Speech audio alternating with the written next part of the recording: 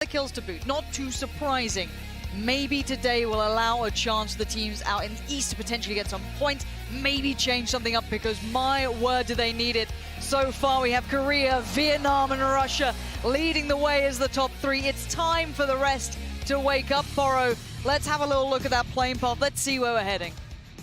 Absolutely, and you said it. I mean, we've had some rough playing paths here on Erangel for the last 3 games yesterday, and then the circles obviously all going west and going kind of to the north side. It's going to be really interesting to see how some of these teams that are used to doing the Western games here adapt should we end up going east or, God forbid, military.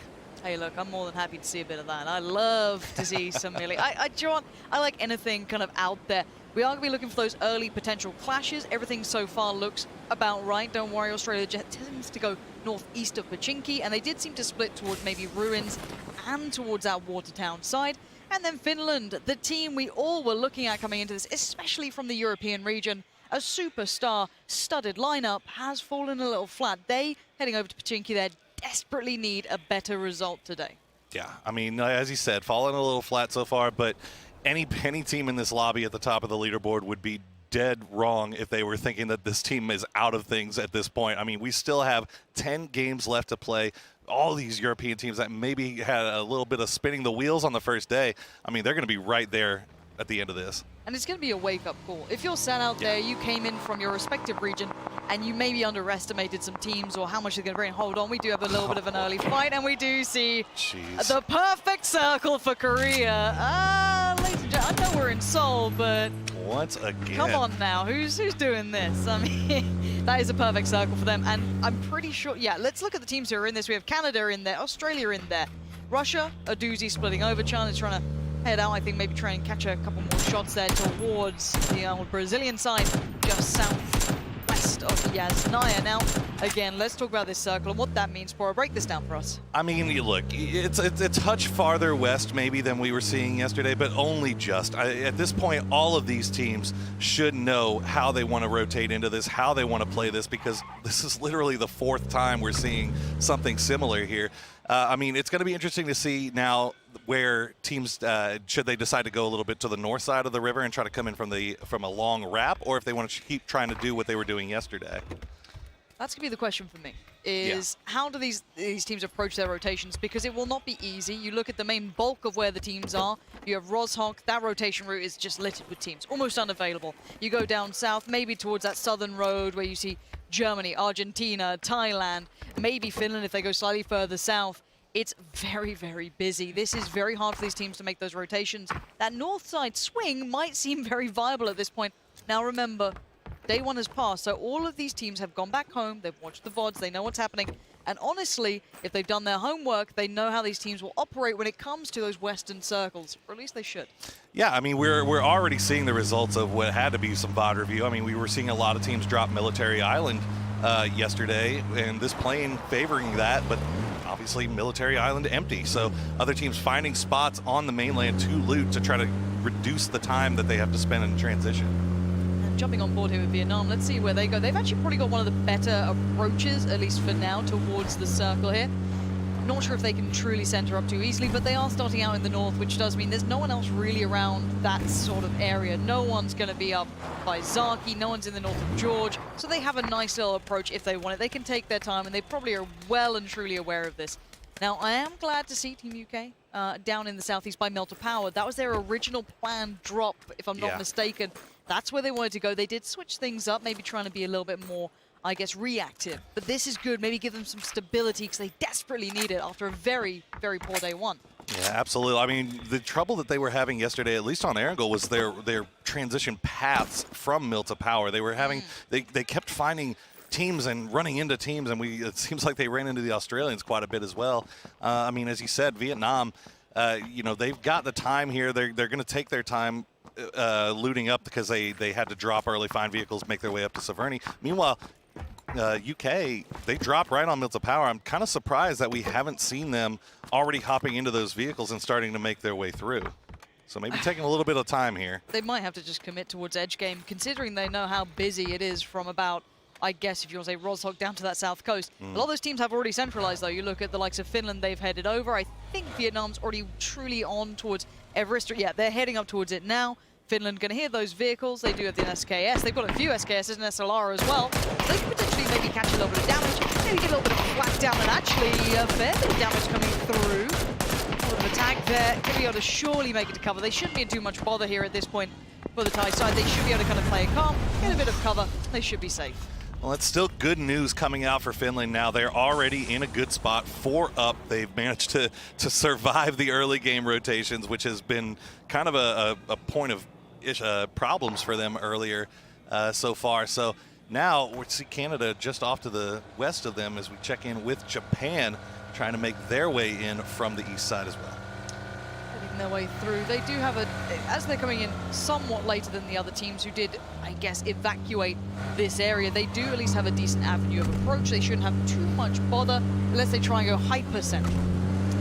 Interesting. We got a no crate's going to be picked up early here as the double crate has gone out far west into the water. PO with a nice little overview here of the Australian team in the warehouses. Is he going to take these shots, though? I would say it's a little bit risky. We know PO is very aggressive and will fight it, but I would say with Australia being in that angle, they can play out of those nice hangars that have the windows, a lot of different angles to peek from. So you kind of, even though you're the aggressor for PO, you kind of get worked over a little bit by the other side. So maybe backing away, getting a bit of a glimpse, spotting out, okay, there's a team, information found. Let's readjust with my team and play this out smart. Zoid, mate, not great at driving there.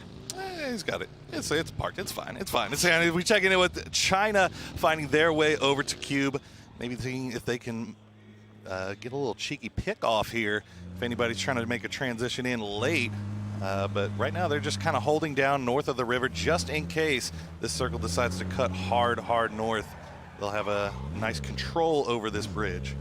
Yeah, unlikely rotation route, but as said, they might get information on a team trying to capitalize on the northern side being a little bit sparse with players. Yeah. Now, beyond that though, let's check in with Russia. Another very good team so far, sitting in, if I'm not mistaken, 3rd place here. Not just the kills, but certainly getting the placements too.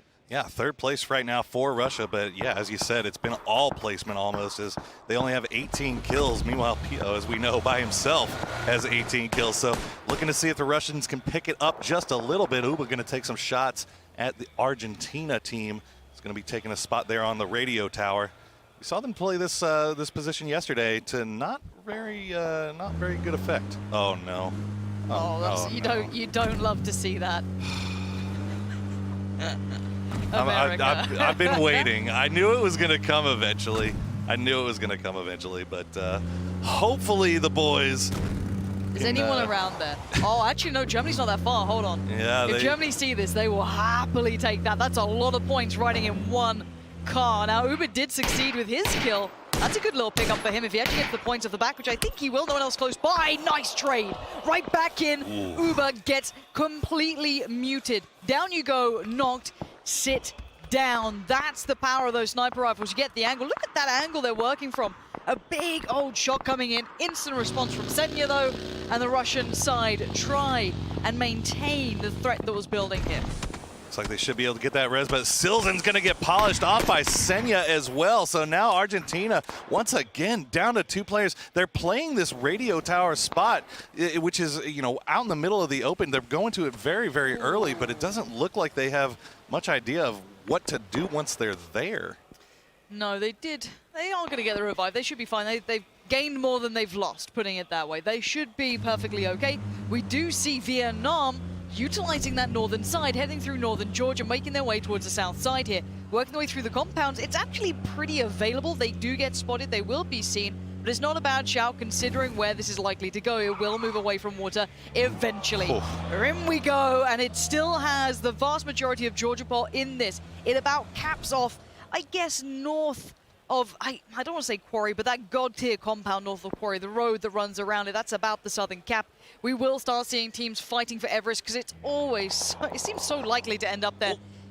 Look at Finland. Finland crashing in on Canada right now. Looks like Maluk and the rest of the boys might have been trying to reposition. K-Mite's still all by himself in the top. Can he get picked up? So much danger. He's going to try and get in the ride. The Uber's here. Get in. Otherwise, I'm going to get my star. My beautiful rating's going to be lowered. And they do manage to make it at least to the trees. The tags come out. Finland wards them away, but it does mean that Canada at least stay alive. They move up. That 2-2 split, you don't get away with it. We saw it often, more and more now, that EU teams are willing to crash compounds if they only see 2 players. Good moves, risky, but still, Canada are safe. And look at their Nesta, only 6 health left here. Russians very much know where the rest of the Argentina boys are, hiding, setting some shots that way. But yeah, as you said, Canada extremely lucky, and you gotta wonder if Finland would like to have that one back there. Now, on the Everest thus far, we have 3 teams, Thailand, China, and Brazil. That's our current 3 teams. There could be certainly more added to that. I could see 2 more teams on this, but already Turkey's going to catch one of the Brazilians trying to join his fellow teammates. He was caught off just north of Everest, trying to kind of come down by the crates themselves out in the east. Team UK heading over the bridge now, over by the cube. They'll be working their way through. They could potentially go to the east side of Everest as well. This is why we have to focus on this one. You have the German side on the south side there, just at the foot of the hill. They could maybe see Team UK, but let's keep tabs on what's going on with the Korean side as well. But here comes the push from China. Gonna be heading up and over the hill. They're gonna have a terrible surprise. And there we go. God, V goes down. Man 98, and it's a bloodbath already on Everest. Paint that red, it's not looking so good. GB, Team UK have turned up as well. This could be third-party time. Make the push, be aggressive, and get the job done. That was a 200 IQ trap set by Thailand there. They had Duckmans baiting out the push from China while the rest of the team was just waiting behind a ledge, ready to spring the trap. But what can UK do here now? As China is aware that they're there, they have one guy hiding just to kind of wait to see if maybe they can do the same thing to UK as they just was done to them. For him, he is the alarm system, he's the warning bell, he's everything you need to try and keep yourself safe. Now, if you're Team UK, do you really want to push this? It's going to be that decisive moment. They do have someone else IGLing right now. They have plenty of options for that. Their push will come down to their choice. You can see they're holding the line for now. It will be very methodical if they do want to take this. Summer waiting. Nade comes through. Vard. Vard is safe for now. There's plenty of rocks here to try and dance around that territory. And a quick update. Still 16 teams, still 59 players. Plenty still standing. Bavard is going running. That's an aid in hand. And we know what this man in his normal team can do with those sort of things. Nades coming in, but it's going to be the Chinese side now put on notice. Have to be careful, have to be smart. December 12th looking a little bit worried, and I can tell as to why. The rest of his teammates not looking so good. Vard going to make the push very, very cautious. But here's the shots in the back. And the nade! It's so good! Miraku gets cut down. Summer just causing enough of a distraction to temper the threat. And now the shots are coming in from downtown. This is Turkey trying to pick off this kill. It looks like December 12th going to get that down onto Reels. Miraku's going to get finished off as well. And everything's falling apart for the United Kingdom right now. Yeah, caught in between a rock and a hard place. They tried to instigate something towards China, and then everything fell apart. The kind of read, that information play from Summer was perfection. December 12th looked vulnerable for a second, but actually did recover from it. Reels is so open here. It's a very risky revive as they don't know where Summer's gone. It looks like they might have found the information again, but Vard, in a bit of a battle here himself, needs to be very, very cautious.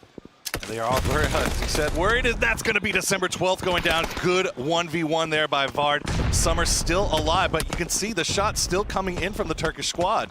Yeah, they're not going to be relenting at all. Summer's still lurking, still lingering on the hillside, just about peeks over, gets a glimpse. He gets a great shot. Good bit of damage. Vard, though, able to do... Oh, what?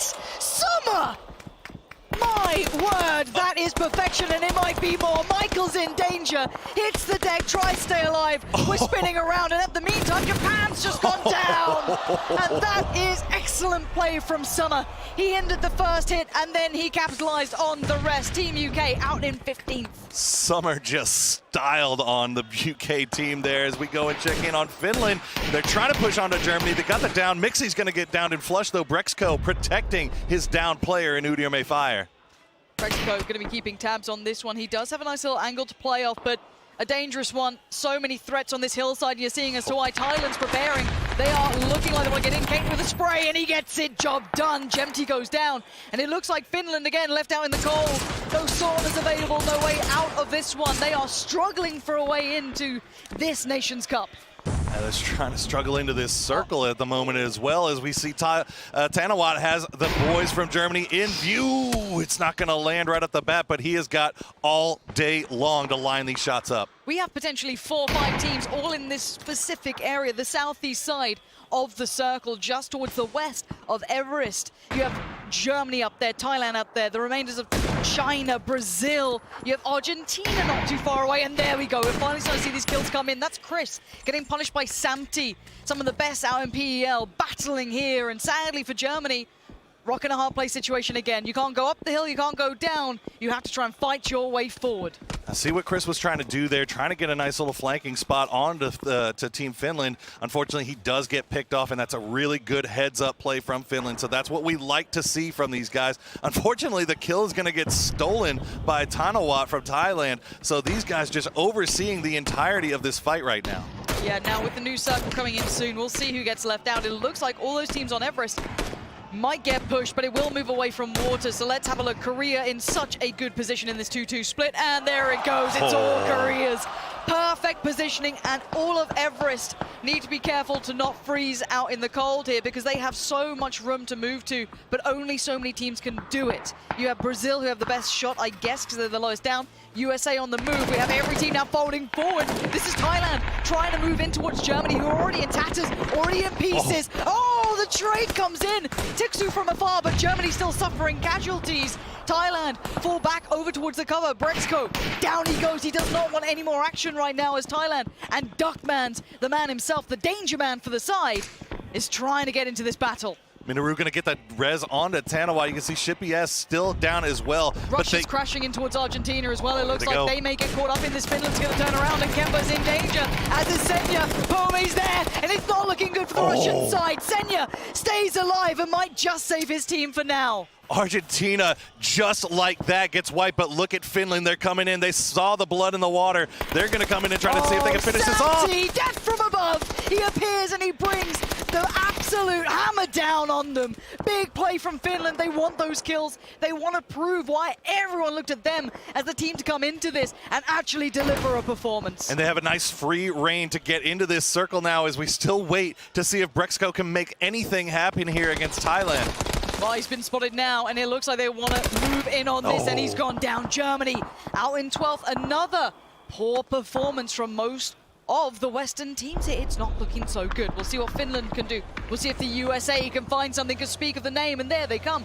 Zampa gonna find a way through, warding off the other side, gonna push them away from that southwest area, but kind of make that rotation very difficult. And Thailand, in the meantime, has found the pointy end of the stick against Samti and the Finns. Tixu managing to pick up one off of Thailand here, so Minoru and Duckmans, it's all down to them. They have the blue encroaching upon him. Samti just gonna sit here and pick him off. Oh, Zoidmate! Where did he come from? Yeah, the Australian side. This is now going to play into all the teams who are a little bit more central towards Hospital. Hospital is the slap bang middle of this, but here's Korea. Don't tussle with them. They've been quite quiet thus far. Finland not going to get away with a clean sweep here. Jemti's gone down. He's a big name to lose out on, as Duckmans, your MVP for Thailand, I guess you could say, is looking unlikely to progress here. Kept back in the blue, and Finland are going to keep him there. If they can get these points, that's the paramount idea. Nice nade! Can't get Tixu down, but he's... he's nuts! Duckman! Can you believe it? Tixu does fall, but for all of that, he does lose his life. But he's definitely made it tricky for the Finns, as Tixu's bleeding by the wayside. And now there's going to be pressure coming in elsewhere. They see the smoke go up and a potential point, and that's Korea wanting to get into this, because look at them. They've been quiet. 0 kills so far. I mean, look at the 2-2 split that they have. This is so aggressive coming out of Korea. This is them wanting to get these kills. Unfortunately, none on the board just yet, but they have center circle, and there's still 33 bodies left alive in this lobby. This could be the switch of focus we were theorizing, at least the desk was, that maybe they are starting to look for placements as well as those kills. But when the circle favors you, don't move away from it, embrace it and try and play it well. Find that perfect balance between aggression and then playing smart. Now, this is where teams who are on the outskirts might get into a spot of bother, as it does centralize. Korea, are you kidding me right now? Gifted a circle, and they should capitalize. Who is this getting away with it? So Australia hold the northeast side. We have Brazil out on the east. Korea still in that 2-2. Hospital and the compound southeast of it perfectly complementing each other. Canada, not a bad spot, but Thailand, wait, Who is this? Is that Turkey? Turkey's flying in. Oh my god! They've crashed it and it has not gone well. I'm pretty sure it's just Iroh alive now. He's just about made it away, but no, cover really finds a rock, hunkers down. But that was a dangerous play, very characteristic of the Turkish team. They love those sort of aggressive plays, very late game, just sending it wherever they can. Sixmo's now on the way. Actually, they have 2 left. Sixmo up the hill, got to be careful. There's everyone alive still in this area. Plenty of eyes on this location. That was a phenomenal hold by Brazil there. They had guys coming right on top of them, but they managed to hold their defilade here just long enough, keeping 3 alive. Turkey, they got 2 up still. We'll have to see what happens. They do have center circle. Oh, Finland's in so much trouble. This might be the time where you switch from trying to get to the circle to trying to get the kills. That might be the play here, as much as it does kind of suck to see it. They are in such a bad spot there out in the east. They probably will get caught. If they make it in, it's a miracle. But oh no, don't you die to that car, USA. You've been doing so good. Don't you dare. Sam-T goes down, not too unexpected. I think all of us saw that position. And as much as they'd like to, it's going to be tough. And we do see the nades being lined up. That is a very nicely theorized nade. I don't think it quite went far enough over the hill, no, and maybe just about saving Leo and Co from that pressure coming in from Korea. But it does show they're hyper aware of the positions. This is putting Korea in an interesting position now. They've been holding this 2-2 split for quite some time, but now the circle has collapsed right on top of them. Can they get to a point where they can reconnect and bring all 4 back together? As we see Tiksu going to go out to the blue, and that's Finland out in 10th. Now let's look at our top 10 here. Let's see who we have alive. The USA, very nice positioning. Canada as well. Again, a bit of a superstar lineup, a bit of a fan favorite lineup to say the least, especially for Canada. You see those names, you can't deny it. Now, USA under plenty of pressure from Canada, so not ideal. And it looks like we might be seeing a little bit of that wanting to get in the action from Korea. Definitely trying to stretch out now. PO with a hit and run. Gets down Iroh, backs away. All right, I'll calm down for the rest of the game now. I mean, look at this is where the benefit of that 2-2 split comes in. He had the information about where Iroh was fed to him by his duo that was off to the southeast. Pio just leaving the hospital long enough to throw a blind nade to where his teammate said would be a body. Zoid trying to take the limelight away from Luke here. We have Zampa, the USA side, trying to build some cover here, give them a way out, using that smoke wall as best they can to try and cross over. Maybe a bit of a ruse. Oh my word. They don't need help. Stop it. They're already so good. And the crowd goes wild. As we know, we see now the U.S. having to make their way around Australia. Zoid's just pushing with a nade out in his hand. Is he insane? Oh, he knows exactly where the Brazilians are. Where they peak? This man is absolutely insane. Nade comes in. It's not bad. Good tag there towards some of the Brazilians. Does he continue the push? 12 bullets is all he's got to work with. This is a very individual play from him. Where's the rest of his team here? He's just gone for a walkabout. He's in a little bit of bother if they don't help him out here. He's nuts. He's making plays. He has no backup from his team. You can see the rest of them already trying to wrap around to the north side. Them in. That's quite smart. If he might sacrifice himself for the greater good, and he's done exactly that. He's going to take down one. Brazil now. Oh, Zoid! Are you kidding me? Down to a one-shot anti-FPS. He's the superstar of the lineup, and Zoid wants to take it away. No, big denial. Rusty's area, trying to get back into this. Temper the bleed, stem the pressure, but look at the rest of Australia. He sacrificed himself for the benefit of his team. The rest of them have now made it to the circle, and he has slowed down Brazil. This should allow the pressure to come back in, but look at Korea starting to wind it up now. They see the rest of the Australia team. They've come over to the top. They're trying to see if they can maybe catch an angle here onto Brazil, keep them from coming into this circle, but they gotta be careful because Sixmo is snaking right by them. Yeah, known for the snaking ability, Korea have managed to kind of consolidate themselves. Aqua 5 is out on his own, but the rest are in that southeast compound now. Moving away from hospital, the nade's coming in, the nade gonna be coming back out, and that's Leo finding Pio. Big name to go down. Leo gonna push this one. Trying to find a way through the smoke. It's not too easy, and there's Pio trying to fall back as look at them. They're trying to make it. Wait, the third party! Moody catching them on the cross. They're helping out Korea. They do not want to give these guys assistance. Leo goes down to his own nade that he ticked, and now let's see what SR can do. This is Korea in trouble. This is bad. Chinese Taipei has been holding down the other side of that road. They had to move over, and SR is going nuts here. He's got 2 downs. Loki is going to get flushed out as well. What can Anonix do? He's looking for the next angle. He's looking for a way forward here. His teammates have just been slaughtered. He wants revenge, but Hospital, it's not really helping anyone out. It's a massacre in here. We might need to bring out the body bags because the USA is taking down Vietnam. And we see everyone trying to find a way out, but there is no escaping Bahawaka here.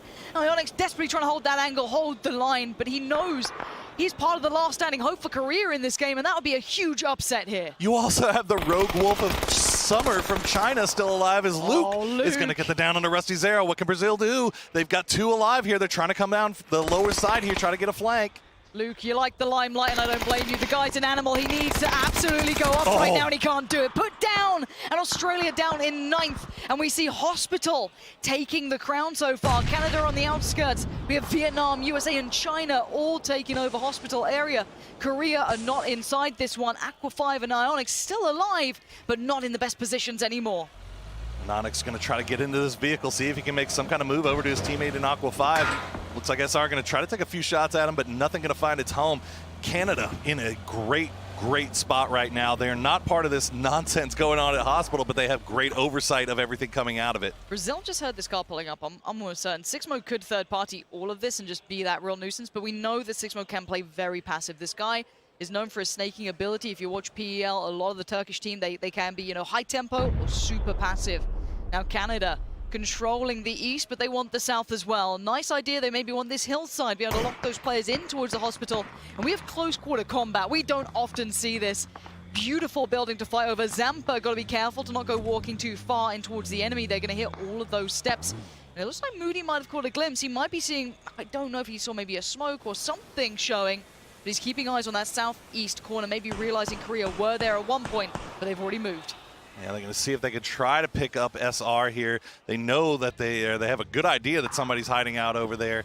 So Aqua 5 gotten taken pretty low here. SR is going to take some shots from Canada, but they have nothing to land. If Aqua 5 tries to fight towards Brazil, he's going to get the attention of SR. He has no easy way out of this, and this is what happened. He's cornered, and he's gone down. That's a huge upset again. Korea might be going down very early here for them with no kills almost. Very, very light on kills. Brazil on the other side really starting to light this one up. Inonix avenges his fallen teammate as Chinese Taipei are eliminated in 8th. We gotta talk about the fact that SR just wiped 3/4 of the Korean squad, but Inonix still alive, still snaking around. And, oh, there it is. Okay, we found him. Yeah, Andy FES not going to fall for that one. He is well and truly aware, and he does manage to find Sixmo, but nice positioning from Sixmo considering. But now it's breach time. Canada, USA. Oh my word! Oh no! Goodbye, USA! Well, that was just tragic. It was, and now Canada can capitalize. You have a beautiful 2-2 split, 2 towards the south, 2 controlling the exit from Hospital that is still playable. Brazil being held back by one man, Inonix, the beast himself. You saw PO being up there, but he has certainly had his fair share of kills and fair share of performance. Who takes this one, Poro? We've got Sony still big names in this, but surely Canada is up there. Canada's looking really nice right now. They have a good 2-2 split. Maluka Drassel. My word. Wait, Poro. Inonix, if there's any player who could do it, it's going to be him. Good tag on the first. Actually, nice response from Rusty Zera. Nate instantly comes out, and I think Inonix knows he's in danger. Here comes the push. Can he hold on? Has he got anything left in the tag? Oh, he's taken down 1. 2 more making the push. He's got the flush. He wants more. This guy is insane. And now to the 1v1. No! He does it. He's insane. One man stand for Korea, and he has just gone above and beyond for his side. I don't think we can ask anything more of him from this, but surely he wants more as we are down to the top 4, 8 players standing. Inonix trying to find a way forward, but he needs supplies. He does have boxes available around him, but the pressure from Hospital is definitely real. He needs to replenish the stock, and Vietnam continuing the barrage of nades. Yeah, Inonix, I mean, he's got plenty of loot around them to see if he can find something to make a little bit of impact here, but Vietnam, they know exactly where he is. You can see the red zone coming down on top of him. But he does at least have a hillside to work from. He can play with that. He can take his time. He can move into it. They shouldn't be able to spot it. But I'm looking at Canada. How do they approach this? You don't want to push in towards Hospital yourselves. But then also, you've got to play it smart and not be resting on your laurels, allowing a team to pick you apart from there. China still have Summer up, and Vietnam with 2. I mean, look, Canada's obviously in a great position to win this game. 4 strong. They have the hillside. They have to. The hospital is going to have to move out. But Summer, after wiping the United Kingdom by himself, has still managed to stay alive in this game for China, on top of the heroics from Inonix. I don't even know. I feel like anybody at this point could win this game. These nades are so close. They are actually really, really close by. Vietnam just has so many of them. Canada should be able to watch their cross. That is the point. Vietnam has a time limit on these positions. Good nades again, but not good enough. In the meantime, Vietnam needs a snake. They need a third party. Inonix might be able to be that, but would he want to be? Good nade again, not good enough. Drassel still on the prowl, still eyes absolutely trained to watching them leave this compound. First bit of contact made, and it does mean they need to make a move. They are locked to the roof. Inonix gets a glimpse on one. Does he go out swinging? Does he play for placement? We need to see what this madman can do now. No meds, no smokes, 1 frag grenade as Moody finds an angle on Pow. He's going to go down to the blue zone. Here we go. Summer's making the run, but he's gone down. That'd be Levy's to find it. Actually, Vietnam going to, at least for now, contain that 3rd place position. Inonix holding on. Canada holds the hill. They are kings of the hill, and they win the game. GG for Canada. Back-to-back wins for Team Canada here on Erangel, going back to Game 5 yesterday. That is 2 in a row for the boys with the leaf on their flag. Brilliant moment for Canada there. Really well played, playing calm, collected, smart, controlled the hillside, did not lose out on players needlessly. Instantly reading the situation, never getting rumbled by those snakes. I'm very impressed with that. Absolutely. I mean, as you said, it was just all about zone control for them. They made sure that they took the primary positions that they wanted, held those positions. Obviously, they got a little bit of circle favor, as did Korea. But this time, I mean, Canada, they never got pressured. I feel like it's probably a little bit of a low kill win here. I think they only came out with, what, 5? Something around that marker. I don't think we saw too many teams popping off like they did before. Maybe you could argue a couple had better games than others, but even Korea were quiet until that moment. Inonix, I mean, you don't often see a play like that, but he did certainly buffer madness and mayhem. It's still the teams from the East turning up to play here, Poro. We're in for another game of Erangel. This is match 2 on day 2. It's all still to be played for. That top 3 just had a shake-up. There could be more coming our way. Absolutely. I don't expect these European teams to stay down here that long. They're just too damn good. And, oh my gosh, this plane path. This is a very, very southern west to east plane, which we saw just a second ago. But this one, obviously, just a bit worse for wear than the previous. Yeah, I'm. What are you going to do, though? I know. I think this is going to be very tough for the vast majority of these teams who go north. I mean, I don't think that many teams will be that happy with it. Yeah, okay, I guess G2, aka Germany, might be pretty pleased. But beyond that, you're kind of looking at teams on the southern road will get a little bit of help. Teams towards Primorsk, happy enough. Maybe teams towards Milta, happy enough. But anyone above that is going to have to stretch. Vehicles become pretty much golden at this point. Oh, absolutely. And you can see the United States making that the backup as far as their drop location is concerned, going on over to Military Island. Eventually, these have to shift. We can't just keep getting these northwestern circles. And I'm just kind of, my fingers are crossed right now. My national pride is showing just a little bit. I'm kind of hoping that maybe we see a military circle here. I'd love to see a milli circle. If player unknown's in chat, can we just get the that? milli circle? Can we make that happen? Milli circle. I repeat, milli circle. Okay, over and Please. out. But again, yes! Oh, are you kidding me? Yes! Okay, Thank you, player unknown. Here we go. And this is what we mean about the car situation. Wait, we got 2 players in one car. Is it with Brazil and China? Godv just had a passenger, a parasite, clinging on towards the car, and everyone's battling for this. Oh my word. Okay, so finally let's talk about this circle and what this means. We see all the south and the eastern teams finally having a bit of circle presence, but this is not easy by any means because look how many teams are in that Milta area. All right, look, you know, we've been singing the praises of Korea for a day and a half now, or a day and 1 game at least. Now we need to see it. Let's see what happens when they have to go from South George and make that transition all the way to Military Island. This is going to be really, really interesting. We're going to see if these guys are really the truth, as it were. Yeah, this is going to be the interesting one. This is not easy. They have so many teams to get through. We already see Team Germany moving to Novo, or at least towards Radio Tower, potentially the town just south of the Eastern Bridge. Guys and girls at home, predictions in chat. You've seen the circle, you've seen the plane path, you've seen it all. You have the information. Put it in Twitch chat right now. I want to know who you're backing. Give me that regional bias. I don't care. This oh no, Kemba, we saw it. No.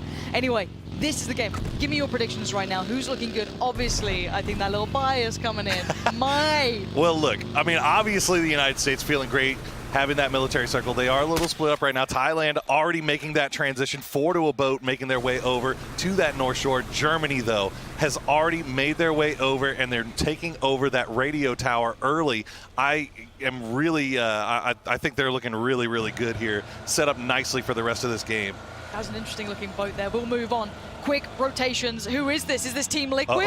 We have Na'Vi against Liquid right now. It's Finland against Russia. Kemba's there. Oh my god, this is insanity. I think he'll go. Oh, he's trying to run the road. They pulled up a doozy. Unleashes, takes you on the train. The run through from Mexi. Oh my god, this is madness. And a doozy keeps going. Can he tap the shot? He's praying for it to hit.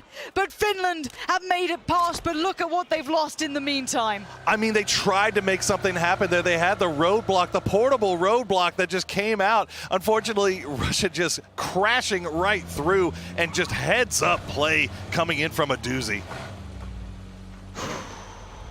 Okay, Russia, as much as they did win that battle, they now need to look ahead of themselves. It does slow them down on their approach off that western bridge. That means those compounds they may have eyed up are no longer there for them, maybe feeling that might be taken over. Actually, though, is this a bridge camp coming out of Russia? It might be. I mean, we don't often see this from Senya. If he's the IGL, he will not often do this. Is something that we don't see stylistically with him. Hold up a minute. We have Chris engaging towards your favorite. Zampa has been knocked and flushed. That's already a big loss. That's over by Radio Tower. Maybe Zampa trying to get that prime territory early for his side, but not expecting that quickness from Germany. Yeah, 4.5 minutes in, you gotta be expecting somebody to be up there. This is international play, boys. This stuff goes really, really fast here as we see Turkey stopping by, gonna get the boat. Levi's trying to come and see if he can maybe scout something. He's just scouted a whole lot of bullets. Turkey are gonna unleash. He's gonna have to ditch the car in the water maybe at this point, try and make that final stand. Smoke's going up. Where's his support? They're trying to surround. He's not alone here, but he is getting all the attention. Turkey need to be careful. There's a fine balance in this. A beautiful death making the run, having a little look. With that mini to hand, he's got a chance at it. Lives staying very low to the ground, trying to just stay below that head peak sort of height here. You can see him crouched down, staying very low to this, trying to buy time for his teammates to come in and get some support here. That was good communication from the Vietnamese team. Levi's wanted to stay in position, see if his squad could provide a little bit of support. They said, no, we don't have line of sight on this. We don't have the angles. Try to make it back to us, and he's doing just that. Really nice play. I'm not sure if Sixmo's going to get an angle. A beautiful death has just crossed the line where he does know that Vietnam can now see him, so he needs to be careful himself here. Beautiful death might need to fall back. I'm looking to see if there is vehicles here. I don't see a boat, actually. So there was one for Turkey. There must have been one for Turkey, because that's what they were already kind of looking towards, but they might have to just consider it's time to go. But Mert's now been pinned in. This might have been them outstaying their welcome here. This could be a problem. Yeah, this is going to be trouble, but they need to get into that boat. Here we have Chinese Taipei already 4 deep, making their way across. There's a crate just hiding out in the water. Mark 14, gotta feel like they'd love that. I love that gun so much. It's still probably my favorite to take out of it, if I'm completely honest. But I am an absolute trash player compared to anyone on the server, so what does it matter what I like? Vietnam looks like they're going to try and move away from this, maybe feeling there are no longer boats available. Look to the next option. Korea on the way, out in the western approach. Looking for vehicles themselves. I think Aqua 5 living up to the name, finding a little boat for himself. So that could be their approach. We do see every team now looking to find their way forward, but it's all congregating around where currently Germany are pretty much residing. It is going to be on that radio tower. Yes, you have Team UK towards the east. You have Thailand towards the west side of it. Russia in the south. Finland heading towards it as well. It looks like Turkey almost got that boat stuck. I'm not even sure if they did or not. It looks like they... Oh, looks like they're out of there. Okay. Very, very fortunate. Pio getting a little bit aggressive there, trying to... you got to assume at this late in the game that there's not going to be any boats there in Primorsk. But, I mean, Korea is just in a tough spot right now with the exception of Aqua 5. It looks like they were looking to see if they can find something else. Unfortunately, they're just going to have to pile on in. As we see the Vietnamese team running... Gonna have to make their way to this western bridge. all looks like it's on a bit of a knife edge at the moment. You look at the Millie Island, isn't it? It's as soon as you get that engagement, it's all going to come through. It looks like Finland and Russia are getting very close by to each other. Chinese Taipei have made landfall, so they will be at least safe for now. You do see Japan not far off it either, somewhat of a similar approach. I do like those southern hits on this island. I think it's a nice way to go. It very phase-esque. Russia taking a very strong area. The side slightly towards the south of the radio tower. Very nice area. Can find a lot of fight off the back of it. Germany well geared though, clearly. Chris already doing some damage early on, and you can see these boys happy to be up here. They did move away early from the farm for this. Majority of the teams putting all their chips into the pot, thinking that this thing is going to go west, east rather, favor that radio tower. We see Australia going to take a few shots. What a shot from Shy Wei, and he's going to get 2. Oh no, that's such a loss for Team UK. This is a tragic performance. Not brilliant work from them at all. Trying to maybe look for more areas to go towards. They had 2 players still towards Novo, and they maybe tried to overextend towards one of these compounds. And just simply put, it felt lackluster to say the least. I mean, these are some really, I want to say, hopeful rotations here coming in at this point in the game. Yeah, I mean, sending 2 down to that area, you got to believe that that is going to be populated by somebody here, as we see the boys from Turkey have made landfall. This is on the very southwestern beach of the island. I do want to check in with Korea here. They are just coming past Primorsk in the blue. We do have Turkey on the southern side of this, and it's going to be tricky. And actually, this is not the circle that maybe Germany was expecting. A little bit more central on the island. A little bit more central. They still should be okay, but you can see they're actually already hopping into vehicles. You can tell on the mini-map, not particularly caring for that radio tower position anymore. Now Brazil still on the north side. They hear China making their way through. That is 4 deep in a boat. Can Andy FPS get an angle on this? Doesn't look like it. No, but Brazil did look very bloodthirsty before. These guys are quite a danger when they get into it. China going to make their move. They're trying to head through. Oh, there it comes. And a couple of shots out, but it's ambitious to say the least. But you never know, it might work out. But now shots from the other side. No easy approach, Michael. Good connections. Oh no! Summer takes a dip, but it's not good. Michael's nade could be huge. Does the damage. He's going to back away. Not quite deep enough here. And now return fire comes in. They have made the land. They've made it on towards the beaches. Michael now in danger himself. Tagged up, damaged up, nades good, and he's just going to take a dip. Just about makes it away, and now it's on Vard. He needs to hold the cross, he needs to play smart. Did December 12th hear him? He certainly did, but does it matter? No. Vard is looking good for this. Expects the next angle, but he does lose out on the fight for now. Mad98 going to fall back, maybe reset the fight. Some hero plays coming out here from the United Kingdom. They managed to take 2. Summer taking out himself. And Mad98, and it looks like Gavi going to try to bail out of this from the north side of Novo, just making their way into the circle. Michael, at least for now, can get off those hills. Looks like he's just onto the bandages. I'm not sure if that's his choice or if he's trying, not go through the med kits yet or the first aids. But you see Vietnam picking away at the scraps that were left on the bridges. That's over towards the western side. Beyond that, everyone trying to just center up here. A lot of them are towards, I call it mini radio, towards the east side, basically, of the actual milli base itself, around the factory area, some towards the hills, some towards the south. No one really want to be committed into the milli base itself fully, it seems. You do see Thailand not far off it, and maybe Russia considering the ideas of it too, as Vietnam do eventually make it across the bridge. Korea has made their way into circle, still in boats on the very far southern part of the circle. We see Chinese Taipei trading nades back and forth with Russia. This is a scary spot to hold here for Milch. Wait, Leo's found a bit of an angle here. I think they could breach over the top of this. Senya is safe, but his teammates need to be careful. Uber and Aduzi, or Ivan if you are Russian, looking across the way. They need to be careful to not overextend. It looks like the call's been made. Definitely heard the footsteps on top. So Russia's in a predicament. They can't overpeak anymore, and they're quite stuck to this, but it looks like Chinese Taipei will peel away from this. They have at least quelled the threat for now. Well, you look in the mini-map, you got Turkey is about to be coming over the top of this hillside here. 4 players, 1 car. Oh, this is dangerous. You never like to see it. Turkey not getting that line of sight just yet, though. So it looks like Chinese Taipei should be safe for now. They're going to take some passing fire from the Russians on their way out. It looks like Japan's actually made a bit of a play towards the radio tower, at least close by, but hold on, we'll come back to this because it looks like Canada might have some pressure here. K-Mind and Drassel not far off this, though, and they'll happily react. Vietnam wearing cars, so I'm sure they've heard this pull-up from them, and have they got a spot, or has Vietnam managed to find a bit of a defilade here? New circle gonna hit. Let's see where this centralizes up on, and right towards Finland, USA. The bend in the road just north of that factory side is kind of slap bang in the center. We see the last couple of teams making their way in. Korea has finally landed. South side and late, but still in the circle. Yeah, this is going to be on the far southeastern side of this circle. There are the Brazilians coming in on the north side. A lot of boats still available, fortunately, for all these teams making their way across late. Andy, and don't go near that boat. Danger boat, danger boat. Just stay. Okay, he's good. All right, we're safe, we're safe, we're safe. Looks like Canada and Vietnam have pulled off of any fight that they may have been leading up to there.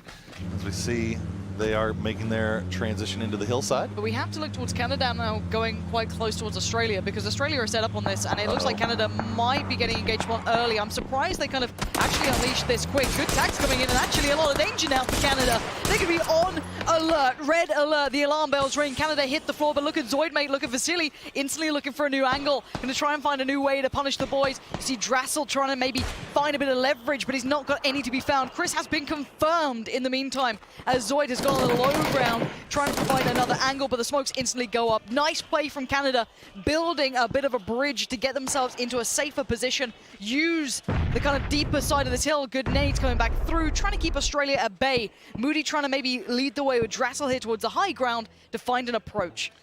They did a great job there, Canada, as Australia had a good, had a lot of land to work around here to come in for a flank. Canada realizing the position that they were in, immediately throwing those smokes down and repositioning. And again, let's keep tabs on what this means in the bigger picture. We need to look at the central area as well. Look at the amount of teams already trying to get that very nice, very, I guess, hilly area. Hold on, K-Mine's found an angle, and K-Mine doesn't need to be asked twice if he wants to go at that. That's a nice pickup on Zoidmate. He was your kind of heavier fragger for Australia. Luke, not having the performance he's had as of late here yet, but he's still one of those players who certainly could. But if Canada's starting to feel, if they're feeling confident off of that pick, they could keeping that pressure up, because it looks like just northeast of them, Vietnam's not far off, so Australia need to be very careful to not get pinched here. And also Argentina is starting to have a look as well, so a lot of the teams on this northern kind of ridge that runs across this new circle are now looking their way. Yeah, a lot of space available for these teams to work around, but also you see a lot of teams on foot. You know, you're not going to have the information that they're right there until you're right on top of them, and that could be the case with Canada here as they're pushing right into Argentina. As we check in with Turkey, Finland's still managing to stay alive for Sneaky now as a duo. Yeah, Canada right next to Argentina. Hold on, Michael is still trying to stay alive. That's towards Aqua 5. Oh my word, Korea. This is not the day we expected for them. The eastern circle, the southeast circle coming in has really hindered their progress. Late towards the position, but Michael looking too hungry. Eyes too big for his belly maybe here as he tries to make a bit of a dance on the cross. Gets caught on the way, but he's safe for now in the circle. It moves further away from Team UK, Korea, Japan, China. Germany all now need to find a way forward. Canada moved at the right timing here. They moved up at the perfect time. Now Argentina are in a bad spot because Turkey are lingering in the back lines. You gotta wonder who is gonna win the battle for these hills to the north here. USA have the spot. They have the general's house. They have 3 strong, I believe 3 strong. It might be yet. No, actually 4 strong. So they have a good center circle spot here, but you gotta think this north side hills here is gonna be the key as we see Korea trying to make their way in from this southern side. Japan's making a bit of a run for it as well. BenzQ does his show. Look at the patience, the trigger discipline. He took his time and now he strikes. It's Udir chiming in as well. Going to get the steal on towards one. Samti and Mexi though show their position and now they're in danger. Now they're in trouble. Yes, it is going to be going okay, at least for them. The knocks are there, but now everyone knows their position and they are in the middle of this bloodbath, this absolute madness area. This is a very, very scary position. Vasily gets a bit of a, I guess, an answer back here towards K-Mine and Go. That's Luke World joining in, and here we go. Samti up to task. 6mo goes down. 2 health when he turned on that, and that's going to be another kill picked up for Finland. Samty going to go down to Udirme Fire, though. They knew the risk as soon as they opened up, and now the whole eastern side of this circle is turning into a bloodbath. You know what? I like what actually Australia have done. They've got themselves in the military compound themselves. Teams really like to abscond away from it, but this is a nice play from them. It's very, very relaxed. It's calm. This is good. Iroh is going to make a run for it. Get out of there. No running. No hiding. Pome. Perfect connection with the Kar 98. Valia makes an appearance against Japan, and that's them eliminated. But look at this. We're 17 minutes in, and we've finally seen the first team fall. Korea's still trying to make their way around, but they are getting shot at from literally everywhere here as Great Britain, the duo from the United Kingdom, making so much noise on this edge side here. They've got nothing to lose. They're just madmen at this point. They want every fight. They're just going to do what they can. And I kind of like it. If you're going to go out swinging at this point. They're certainly not looking good on the board. And here we go. Korea currently sitting in very much prime position, but not in this match. Russia are going to see this. They are skylining like absolute silhouettes up there. Very easy to be seeing. And Inonix goes down to the blue. Must have been tagged up and then got called out. A doozy taking the time of the shots, and they need to dodge all of this. This is a scary run. Oh, I don't know if they're going to make this in. PO's barely alive. They're holding on. How much can they avoid here? Russia is banking on these shots to hit, but Korea is still alive. Oh, PO's finally gone down. This is absolutely nuts. Somehow, Loki has managed to make it in, though. A doozy and Uba just laying the shots down, but unfortunately for them, not going to be able to get both of them, but Loki still has to make it across the street. Oh, Loki. Oh, dear. Let's see if you're up to any mischief here. Trying to make the run, utilizing the smoke they still have. Maybe engagements upon Russia might allow them time to move. Uh-oh, Michael, you're in danger. Run away. He can't make it out, and a beautiful death will gift him anything but that, as Loki, again, trying to make it forward. And he hits the deck. How is he alive? He made it into the circle. Vard's live for the United Kingdom, as well as now Thailand trying to make their way through Germany. They're going to find Brexco, and now it's Udirme Fire is the only one up left for the German squad. They've got a long way to go. Yeah, Thailand going to be sweeping through that area. You do have the Finns still out towards it. Udirme Fire in danger, and there it is. Thailand's going to pick it up, and Germany go out in 15th, considering that early position that they claimed. Quite surprising. And now Finland outdoes them. Look at Mexi. Look at him waiting here. Uh-oh, Thailand, are you going to check on this? Are they still aware of this position? Mexi's heard it. He knows someone's close by. You can see that aim instantly tipping up. He knows there could be someone cresting that hillside, but shots just about ringing out everywhere here. This northeastern side is gonna get bloody. You can see everybody trying to make moves here. Silzen, they're gonna be making their way in from this north side. I mean, this is all still the hillside here. Argentina, Brazil, all these South American teams, these South American brothers, and here comes Thailand. And he tries to turn it around. Is Rusty's there to get it, but the trade surely going to come through? No answer back. If you make noise at this point, everyone's going to look your way. And Thailand losing out on numbers here. That's not what you want. And already you can see everyone's starting to just ready the defenses. Anyone trying to come in ahead of them. Argentina starting the sweep on the eastern side. Duckman still makes a stand, but how long can that last? Not too long, as Mexi replies. It's Finland finding it. He takes down Duckmans, and that's going to be another team gone. Finland do fall in the process, though. We are looking like we're getting towards the top 10. 12 teams still stand, 31 players. This is scary, this is deadly. And there's Brazil trying to fight out the blue, and that's not going to go well. Argentina hold the line, but they hit the deck. They're under pressure themselves. I mean, they're in so much trouble right now. Silzen's going to take out Andy FPS. That's going to get the flush on it as well. Raji is down. Now it's all down to RDNX. Who makes it out of this circle is the big question now. 11 teams. Bao, the name they love to say on the desk, looking to have his name said a couple more times. Canada trying to find their way forward, but look at this defensive line. We're looking like we're in the top 10 now, as we did see Korea fall while all this happened, and Brazil lost down their last player. K-Mind aware of his weak spot, going to try and find his way forward, but you still have Sapao up there. You still have all these players. Look at them patient. Oh, in the back! Vasily from downtown finds him, and he creates room for Canada. But Australia, what a great play from these boys. Striking while the iron was hot, moving into the perfect position, and again, points being made for them. And Sapao still on the run here. He's going to get some shots sent his way from range, but full for Argentina right there. He's got one frag grenade. I don't know if he saw them or not. He sees the smoke, though.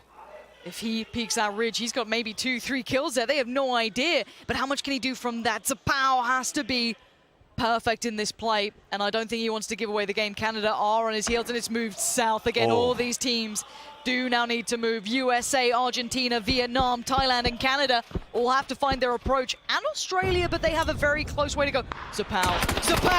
Oh, the nade could have been everything, but they check on it. Pome knows all too well what you're up to. Heads up play coming out of Argentina, but they still have a long way to go. They got to make it through the United States and get across the street into the circle, and everybody is looking this direction. Drassel feeling the pressure. Luke 12 going to start coming into his own. Argentina trying to find a way forward, but it's the USA holding them back. Sharky's there. Bahawaka, here comes the nades. Valiant finds his, but it's a compound breach, and that's a brilliant hold from Valiant. That's what you want to be seeing. That's digging in your heels and holding on here. We still have at least a player standing, and I don't know for how long. I'm pretty sure the USA knows they can hold this for a couple seconds longer, but they now need to think, how do we get into that new circle? Because Canada is about to try and leapfrog. Valiant hears the footsteps from Rybox. He's feeding that information to the team. That's going to be another one going down. United States has picked up a couple more kills here for themselves, but they still have to make their way across the street. But there goes Canada. It's going to be Australia finding them. This is a nice kill game from Australia. They have done really well to find those rotations. Vard is still alive. And, you know, the hard exit has not happened yet for Team UK. Vard's still making the move. Fire comes in from Russia, though. Not what you want to be seeing. An open field and very few options. It's feeling very UK right now. Does end up going out in 6th, but a good position, at least for them. A bit of a swing up there after a bit of a poor start, but maybe that Eastern Circle helps. We're into the top 5. And we have not even mentioned Chinese Taipei yet, holding down this compound right in the center. They have 4 members alive, 4 points of view being watched thoroughly by every single player here. The USA are under fire as well. Chinese Taipei are going to just hold this down. They need to ensure they do not get overwhelmed or lose sight on one of these angles. Bahawaka trying to create that avenue forward. The smoke wall gets put up. Bahawaka with that 24 as well to hand. That could be big. Merc going to send a nade right towards Sharky, though. I don't know if Sharky's going to be in range for it. No, he wasn't. That does fall just slightly short there. Merc going to go for a second. We see USA making a bit of a mad dash for it, desperate to try and get in. Australia, in the meantime, focusing their attention towards the south side here. USA has this smoke wall set up to get across the street. They're going to have to use it here pretty soon here. All right, Bahawaka making his way across. They have the wall. They have the bodies across the street just as they need. Chinese Taipei does not have line of sight onto this, but they do onto Australia, as Australia is having to move around on the north side of this. Oh, they're about to clash here. Poro, this is scary in the north. Australia, I don't know if they know how close the USA are at the moment, and that could be a big surprise for both sides. USA and Australia right next to each other. The blue going to force them just a little bit closer, and the circle. Chinese Taipei has that all day long. 4 players alive, as you said, hard cover to play from. Russia engaging towards Mert as well. And as soon as Australia make a bit of noise, you're going to have to see the response coming out from the USA. Mert, though, not going down without a fight. And there we go. First contact made. Valiant doesn't get the kill he wanted. Bit of a dangerous cross, and the nades are coming through. Valiant, you've got to get away from there. What are you doing? Get a move on. These guys are wanting it, and there's the nade. Inside finds it, and now you can see the USA are running. Valiant getting punished for that sort of complacency. Yeah, that was just a surprisingly lazy play coming out from Valiant there. Bahawaka and Sharky going to try to stay alive, but no, Luke 12 going to spot him out. Baha, what can you do from the bush, my brute? And there we have it, Luke 12, hungry like the wolf. They're making the push. Bahawaka, it's go big or go home. You're the last man alive. Spray on one. It's not perfect. It's not good enough. How is he standing? Wait, it's Chinese Taipei. They've just bailed him out. Oh, Australia get picked apart from all sides. And Mert, the solo from Turkey, is making some huge plays here late game. That is insane, and somehow Bahawaka gets away with his life. Mert is stepping up. A doozy goes down. Chinese Taipei taking every single fight they can. The USA falls. We're in the top 3, and this is a whole lot of individuals against a whole team. I mean, Chinese Taipei, they've had this game for quite some time. This is a 4v1v1. What can Mert do? He's been spotted out. We've also seen Uba get spotted out from the wall. They've got a long way to go to get into this circle. Looks like Mert might be actually safe for right now. Yeah, but Uba certainly isn't. He's in a whole world of trouble. Eyes looking towards him. There he goes. We're into the top 2, and it's Mert against the world. Surely this is going to be Chinese Taipei. He tries to make the fight, but it's not good enough. Chinese Taipei, 11 kills in a first place position. I mean, that is a huge performance out of this squad. And you kind of expected it for quite some time. As you said, they made a great transition into the center of military base. They were 4 deep to a car when they did it. They just came from that far southern side and made this incredible transition, somehow making it there, and then just held it down, still managing to pick up 11 kills, though. I think the big storyline for me is here we're seeing a bit of a different look for some of the top tier teams. Maybe those out towards the west did not have the best transitions. Korea losing out very early here. If the circles keep coming like that, their top spot might be questioned.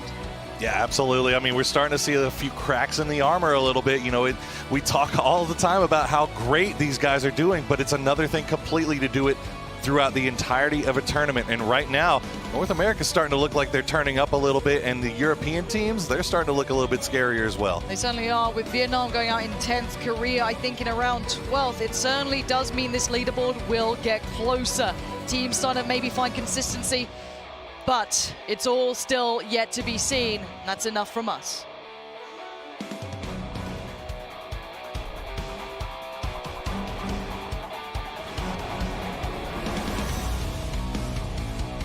Chinese Taipei, Vietnam, Canada has been on a rise as well, I think with a very strong performance. And then back behind that, Russia. Yeah, absolutely. I mean, now we're starting to see a couple of the Western teams catch up to the Asia region teams as we do jump into our 3rd match of the day. It'll be our first one here on Miramar. And here we go. Pretty easy plane path, unless you're one of those guys that likes to go over towards El Pozo. But modifications in plane path feel like kind of the theme with a lot of these teams right now. A lot of plane paths have been a little bit cruel, so a lot of these teams have been having to make modifications. And remember, guys, these are just like voted in teams. So it's really hard to kind of figure out, okay, what's going to be our modification drop, because you have no idea where anybody else's modification drops are. Yeah, and that definitely was something that hurt Korea in that last game, was they stuck with their South George drop, and then the circle ended up being an OP Gaming Rangers circle, went down to military base. And then they had an extremely difficult rotation to make, especially because I believe it was Vietnam and Turkey were fighting over boats in Primorsk. So it was really challenging for them. But this plane path is very favorable, Matchroom. The team I'm going to keep an eye on off the start here is not trying to pick on anybody, but Japan. They've had a little bit of woes getting started off in these first couple of games. It just feels like everywhere they go, it is just not working out for them. Meanwhile, everything's coming up roses for Chinese Taipei, even managing to just drop down, get the Murado as we hear that nice little, I always love the rumble that car puts out. Sounds the best. It is the best sounding vehicle in the game. Might be the best sound in the game, period. Give us an El Pozo circle. I want Do it. I want prison. That's what I want. I want a prison circle. You just are all about it. Okay, so pretty easy circle. Nothing too crazy here. So really, I mean, Russia's got to make their way down south just a touch. USA might have a little bit of trouble, but USA is going to do a wide rotation, probably going just due north and cutting in towards the west. But really, everybody's just going to be pretty comfortable in it. Now, one thing to note, Los Leones is pretty centered inside of this, and a lot of teams are not going to make plays around Los Leones, so that's going to be a lot of dead space inside of the circle. Yeah, absolutely. I mean, it's definitely probably going to be clustered on the northern half of this circle. Just the way that this kind of situation is going to pan out. You don't want to go anywhere in or around Los Leones just because it is so dangerous to come in and out of those cities. So most likely you're not going to see much of that. I mean, Chinese Taipei, they are south of Los Leones, so maybe, you know, they might have to make a move. We'll see exactly what they're going to do. I'm really going to be keeping my eye on them. It feels like they've been doing a pretty good job mixing up their strategies, but it seems they want to go more center, but who knows? Speaking of mixing stuff up, looks like everybody's kind of starting to bring out their own jerseys, their team jerseys out, instead of just always relying on the country jerseys at this point. So kind of cool to see down there. I mean, Canada naturally on the rise. You can see they're over there in 4th place, but I'm still caught up in this whole Sapao being a support player. Yeah, what? Yeah, he's not the top fragger. Levi's is the top fragger from Vietnam. So is he just popping off more than expected, or is it, what do you think is kind of going on with him? I think it's just because Vietnam is always finding themselves in these late game situations, and he's just alive. You know, he's getting to be one of the players that's making it that far, because a lot of times your top fraggers or your shot callers are going to be the players that are taking the risk. They're the ones going out and getting information and being your front liner, whereas a support player just is naturally going to find themselves maybe a little later into the games. I was expecting a little bit more out of China myself. 7th place, I mean, it's the top half, but really we've seen China have some very stellar performances as we moved into international events, and it just feels like, I don't know, it's not the same China that I'm used to seeing. I'm expecting them to be a little bit more aggressive and make these just crazy pushes into buildings and just no fear. It almost feels like the first day gave him a little bit of an awkward situation where they're playing off the back foot. We can see Basil having a couple of shots pushed at him, but nothing too scary as he's going to make his way up the hillside. Yeah, just dinged a little bit is Basil, but he'll be able to get on out of there. But going back to China, I think you're absolutely right, Matcham.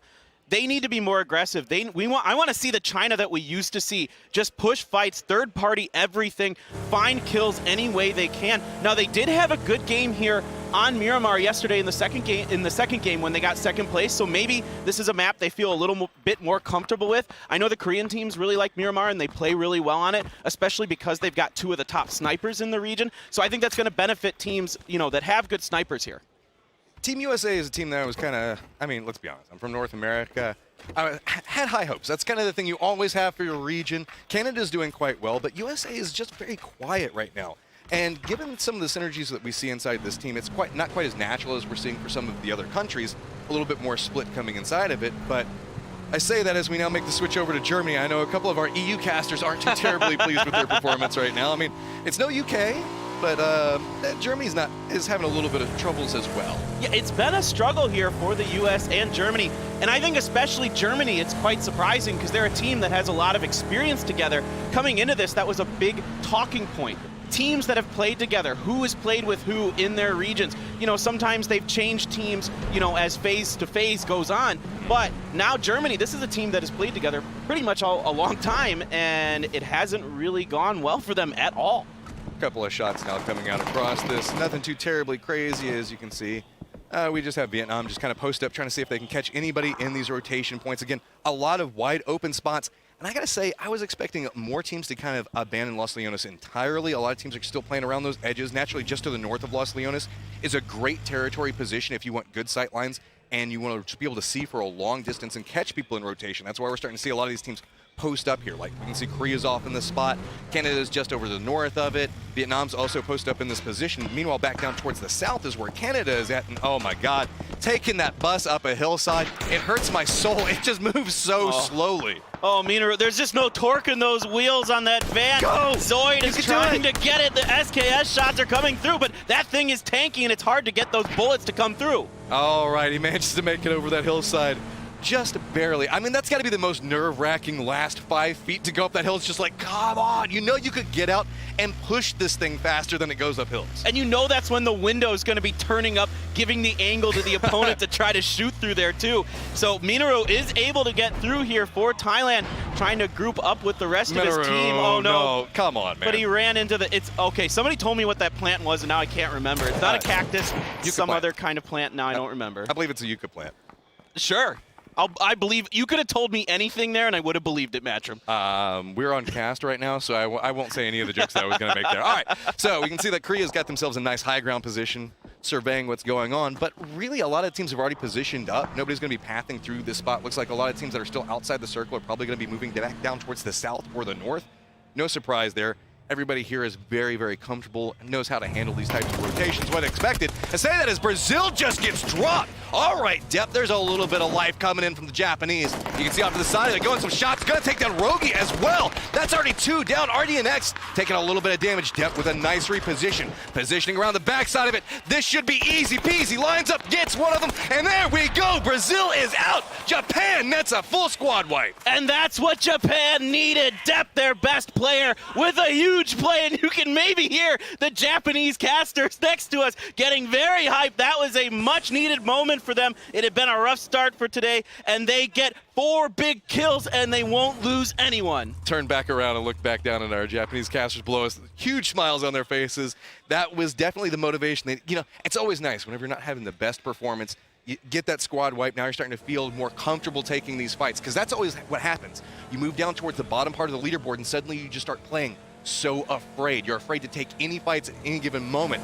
And I gotta say, that first spin coming out from Depp was so solid. He is the best fragger in Japan, and he showed why there. They need more of that from him and the rest of this Japanese team. Incredible moment for them. Hopefully they can get some momentum built off of that. Meantime, USA making a wide rotation around Monte Nuevo as the circle starts to push them in. They'll be heading in through that western area. There's not much going on over in the very western part of the circle until you get to around east of Hokkaido where Korea is.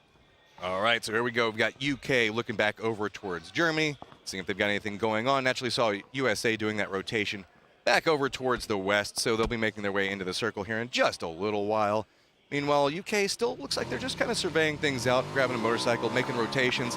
Circle's going to be condensing down in just a few more seconds, and that'll give everybody an idea on where they have to move. Feels like Germany is already in the process of starting to mobilize at that stage. I really do like that, especially in these early circles. Already be inside the vehicle, so the moment that the circle pops, you can make the modification, make the push to where you want to go. You can see USO's already popped up over there, and oh, this is gonna get dangerous for a couple of these teams real quick. And what we were talking about earlier, where we said that everybody's going to want to go north of Los Leones. Now they all have to pay for it, and they have to make really quick, aggressive rotations to try to get in the center. The team that benefits from the most, Chinese Taipei. Yeah, well, actually, and China, they're in a nice position as well. Meanwhile, teams like USA, long-distance rotations, as well as Australia.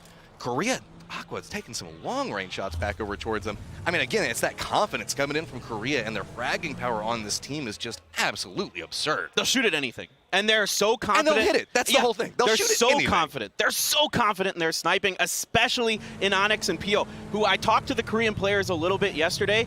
They are given Pio and Onyx the green light to do whatever they feel is best, and that is why they are fragging out of their minds. I mean, at this point, you just kind of let Pio do whatever he wants. He is top fragging inside of this event. See a couple of shots going out as people are making their rotations. Nothing really too dangerous as of this stage, but keep an eye on how Finland is moving as well as Turkey, as you can see on the map. Those could be telling factors as USA is doing that long rotation around. But look, Australia, Great Britain, Russia, all pushing back down from that northern part of the circle where we can see it's actually going to have Thailand, Canada, and Germany already in a similar spot where they might be making their way towards. Yeah, I was just about to say maybe there's something going on here up by Austria and Great Britain, but Great Britain has pulled way ahead. Austria is now pulling off, so we won't see anything. Canada, now Maluk taking some shots at Germany, but nothing landing there onto Kriz, so he's just going to back off here and maybe regroup with his team as Kriz is able to safely move on. Yeah, they were already rotating away from that location anyway. That was just a couple of shots.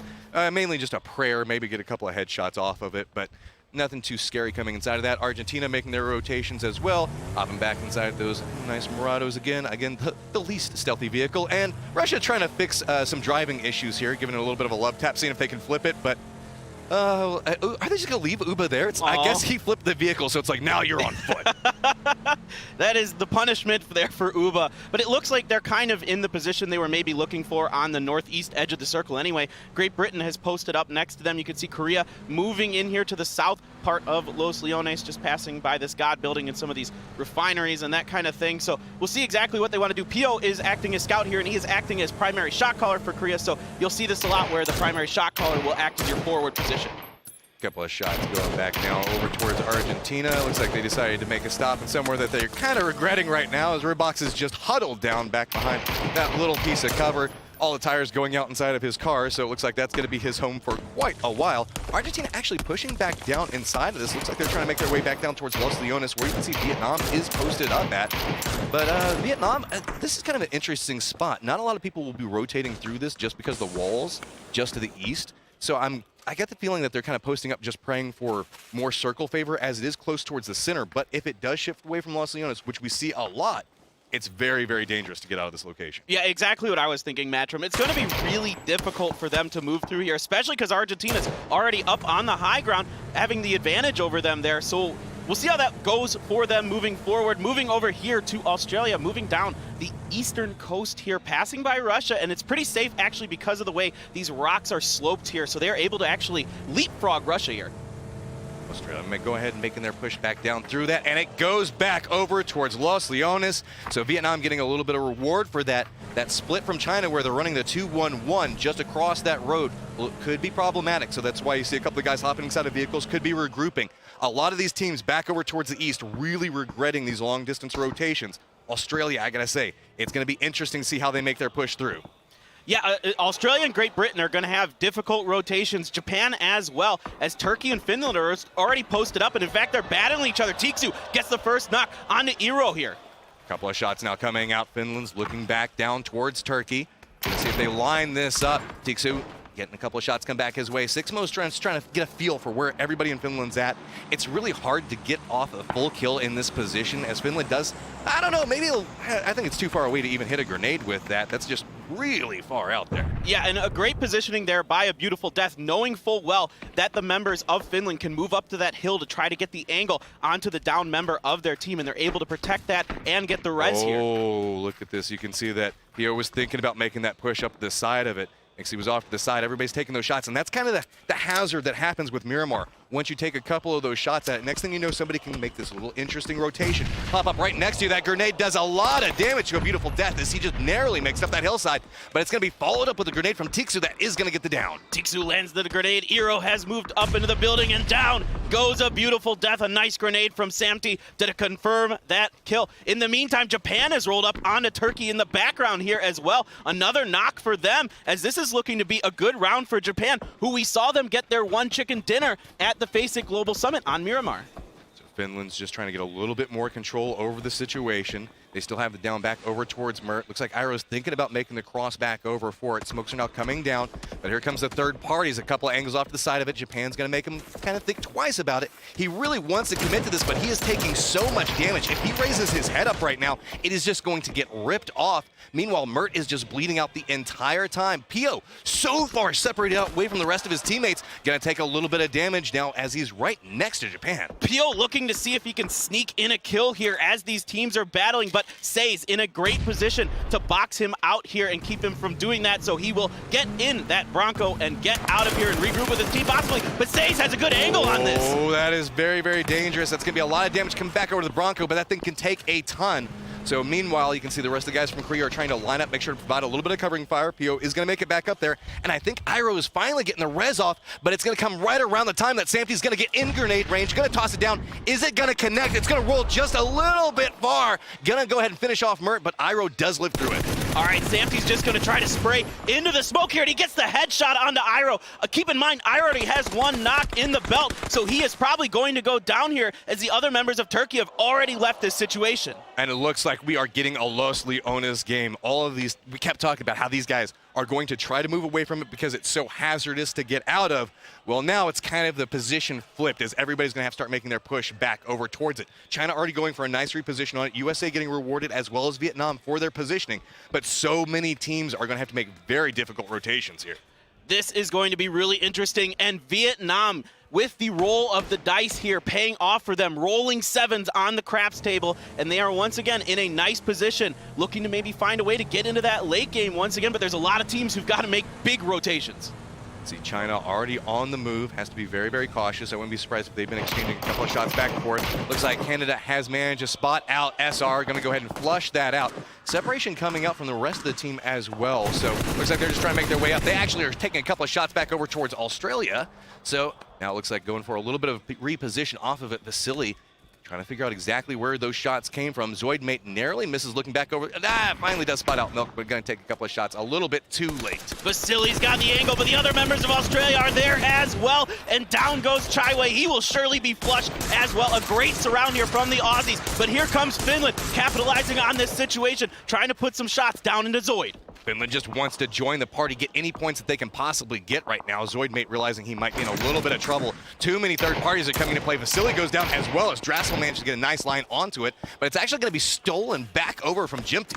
Wow, this is crazy here. Finland doing a great job this round. 4 kills for them already. All 4 members up, not getting caught out in transition. What a grenade from Jemty onto Luke there as well. So right now, Finland starting to pick it up. Here's the problem, though. The blue is coming in. You can see Canada already on the move. Australia is in a lot of trouble, losing member after member right now. And it looks like Finland is just on the hunt for anybody that they can possibly find. They're in a nice gatekeeping position out. Insight's trying to figure out, okay, what do I do from this stage as Finland just has him boxed in? Nothing. He does nothing. If I'm Insight, I don't want anyone to know what is going on. We're jumping over to Korea. They're in a battle with a couple teams. They just finished off Turkey. A nice headshot from Anonix. Piro does have the eyes onto Depp here, looking to cook a grenade, see if he can get it. It is in the air, but it looks like it's going to bounce just right. A lot of smokes down for Depp right now. He is just trying to survive through the hellfire of grenades that are dropping around him. We have the Korea with the high ground looking back over, but look at the reposition off to the side of it. There is one Japanese member that's trying to get into a flank position, and at the exact moment PO actually moves back down that hillside. I think Korea might want to consider backing off of this. None of those grenades connected, and it's been a long time since they've started throwing them. That allows a lot of time for Japan to reposition and help their teammates. Moving over to Vietnam, other teams are starting to collapse into the center of Los Leones as this circle is forcing them in. Look at how many teams have already moved into Los Leones. We've got stacks of people just within a building or two of each other. Vietnam is looking back over towards Russia. Russia's running a little bit of split. Argentina's still just trying to make their way, find a little bit better of a position from where they can play at. Germany's already up towards the north of it, and it is just a peak battle at this stage. Every single window could have some type of enemy that's just going to take a shot and rip your head off, so you have to find just the right angles. Argentina realizing, okay, maybe this is a little bit too hazardous, trying to get some information.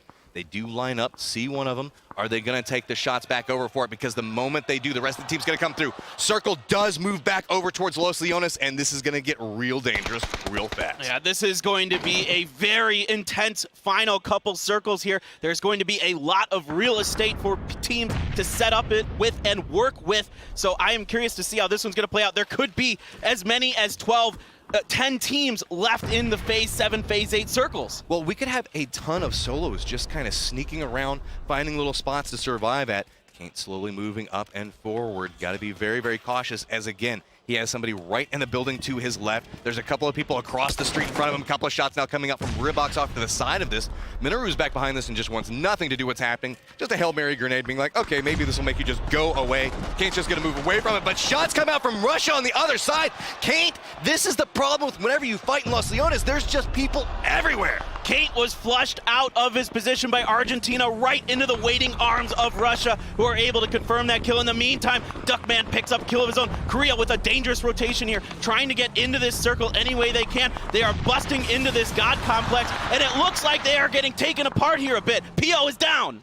Very, very dangerous right now as USA's looking back down towards him. Sharky, you can see he's just trying to find the right angle to look through this. The mini-map is just a plethora of different colors. Korea does manage to get at least 3 members into this position. As you can see, the wreckage that did take down one of their members back behind them. Finland also slowly creeping inside of this circle, but we still have 13 teams alive, and I want to say everybody has managed to make it inside the circle except for UK right now. Yeah, it's going to be really tight here. Finland is working their way in. Japan is the southern side. Nobody is really on the western half of the circle except for the surviving members of Germany up there. That's it. That is all that is in that real estate. Everyone else is clustered around these middle compounds. See, Finland's just like, we don't want to go in there. That is a place of scariness and death. We'll just hang out across this hill. But Maluk actually separated out away from the team. Is going to be following right back behind how Finland is making this approach.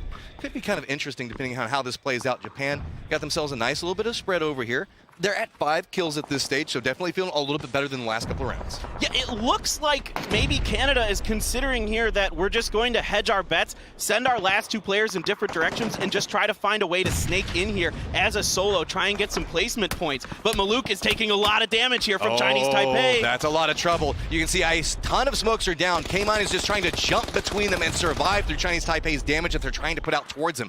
This is such a hazardous position. He has to be so careful. Gonna opt into playing away from them right along the blue. Gonna take a little bit of damage just to make sure to get a little bit more separation. He can hear another firefight that's happening up towards the north. So gonna go ahead and opt into playing around that. New circle pops, but you can see it is so dangerous up here. Yeah, it has gone south here, so a lot of teams already trying to reposition, find a way to get a little bit more central. Depp does confirm to kill onto a member of Finland here, so another big kill here for Japan as they're looking to continue this good round, but a huge firefight is breaking out in the middle of the city. You can see China tried to go for a rotation, does get away with it, but the amount of people that were shooting at the moment that they made that push is absolutely insane. We still have 36 people alive at this stage of the game, and there is near on no real estate back over towards the eastern part of this circle. So many of our teams have tried to occupy that spot. A couple of solos might be able to sneak into the west, but that is about it. I love the 2-2 split the Americans have here. They have control of the central area of the circle, and they have so much vision of everything that's to the south. There's a lot of open area there. Leo getting some huge shots there, but Sharky is the one who actually knocks Mexi. Now you can see repositions coming out. Grenade's going to go off to the side of that. Maybe get something out of it, but now going to bounce a little bit away. You can see Argentina playing along that tower position, which could have great sight lines, but it is so dangerous to move to that high ground because the moment you profile up there, so many snipers are going to spin back over towards you. That's why Ribox is kind of playing towards the middle of it. He doesn't want to overextend on the outside of this because he could just get demolished the moment he looks over. And I don't know, he's getting a little bit brave with this. I mean, that's Argentina play style, but I gotta say, this is very, very hazardous. Hey, there was a level 3 vest on the ground there for him, so Pays off, right? Pays off. Wasn't the worst. A nice little jump there, too. But like you were saying, you don't see many people in that compound in these Los Leones circles. It's just so dangerous. And you can see Russia can just wait this out, and Argentina's trying to find some way in. I want to say that might actually pay off for him because everybody's expecting these ground fights. Once you move into this type of position, the verticality becomes such a big factor. You can have all of these crazy sightlines that nobody is expecting. I gotta say, I wouldn't have expected anybody standing on top of this wall at this point. He was looking down like, he's gonna get away from it. Gonna get some damage onto Godbeaten. Barely manages to make it away from that. But now he is spotted. His location has been revealed because he has made some noise here. He isn't able to get that knock onto Godby either. He has not many great options here. I think he's just going to try to find some damage because 2 other members of Argentina are in there. Ernexer goes down here. Nice shooting there from Kemba. That's pretty much going to be him dead to rights as the circle closes in. Meanwhile, we saw Finland's in a little bit of trouble as well. Argentina is just trying to survive through what they can. I wouldn't be surprised if this is probably just going to be a bleed out in this position. Russia might opt into going for the push on it, but that is so hazardous. They don't know what's going around this angle. Ribox is kind of bouncing his way down here. Got to be careful as he doesn't want to take too much damage. You can see the way the circle is set right now. Everybody is back over towards the east except for Japan. Honestly, Japan is in a great and comfortable position, but they're not going to get a lot of kills, and that's what they need. They need those points. Southern edge Miramar circles are how Japan gets it done there, and oh my goodness. Russia is trying to bring it in onto Ernexer here, preventing Ribox from getting this res, and they're doing a good job boxing him out, and in fact, they get a knock on the reels here in the meantime. Great Britain and our UK is so far out right now. Michael has so much work in front of him to make this push back over here. You can see Russia's kind of in a gatekeeping position as well as Vietnam. So it has to be very, very careful depending on how these pushes come through. Germany's just on the outside of this, being very, very comfortable. Like, no, everybody else fight. I want nothing to do with what's going down. And meanwhile, smokes upon smokes are coming through, and you can see the counter grenades are going through. This is a lot of utility being used. Uba does go down from a nice grenade from Pome. Now it's just a matter of how does Russia want to compete with this. They can't even step through that doorway. It is just grenade after grenade. They did manage to get 1 member off to the side of it. A doozy is up right next to Nizam, but has to be so cautious. And the USA, because of their position, they have a lot of utility to utilize here to block these other teams from advancing. Now you're going to see Uba try to cross the road. China in a battle. Inonix rolling down the stairs here as there's a big fight breaking out in the middle. Ribox trying to make Russia pay. He does. He gets the revenge there onto a doozy. Yeah, you can see Inox trying to think about making the push back down. He hears the footsteps all around him, just trying to figure out, does he want to get a little bit more brave with the angle on it? Milk goes down on the outside of it. Look at that, Inox just walks up. Korea manages to wipe them out, gets a little bit more control of the angle. Now looking back over towards China. Has to be very, very careful. Does see the fact that there is that little bit of a tree. That's where they were at right now. Lost line of sight of them. China wants out of this position, realizing it's very hazardous. Now making their way back over to where Russia is at, and we saw how hazardous that location was. Yeah, China wants nothing to do with this. They're trying to get more central circle, but this top part of the circle is already so clustered. USA still in an amazing position, even though Nizam has managed to find a way to get into that building below them. Pome looking down here. Mikhail getting a ton of kills, though, onto Argentina. Pome does manage to line up over towards UK, taking a couple of shots. Michael's playing through the smoke. You can see every direction you look, there's a person. That's going to be a grenade just getting down onto one of the members from UK. Trying to figure out how they're going to go with anything off. This follow-up grenade does manage to take them down. Meanwhile, look at this. Nim just watches USA go by. They're right on the other side of this doorway. Shots are going to come through. Bawaka takes a lot of damage. Does get dropped off of that. Nim is just holding on by a thread right now, just trying to dodge all the incoming damage.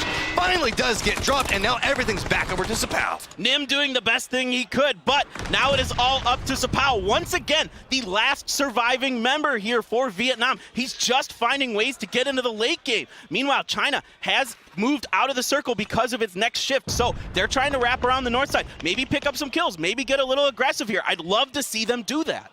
Pome is still playing up towards the top of the rest of Argentina. You can see the grenades are starting to pop off.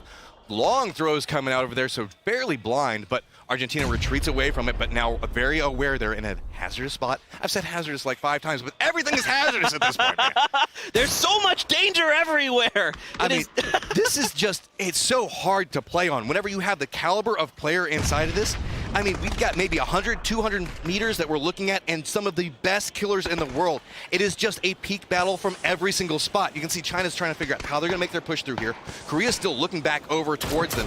It is just a bloodbath waiting to happen. Somehow USA's managed to carve a path in towards the front. Russia's Uba does get the down onto one of the members from Argentina, but is going to use that opportunity, not even concerned with the kill, just wanting to try to get out of a very dangerous spot. I think that's a smart play by the Russian players here. Prioritize position over these kills. Says does finish off a member here. Udir does go down for Germany. They are down into 8th place. Now we've got Sapao picking up more kills. Just how does he keep doing this? December steps right over next to Yannick, and Yannick says no. Gonna try to go for the follow-up, but he does go down in the exchange. The flush comes out, but Korea is just on the hunt. China's playing off this. Loki took a ton of damage, realizing he has to back away from this.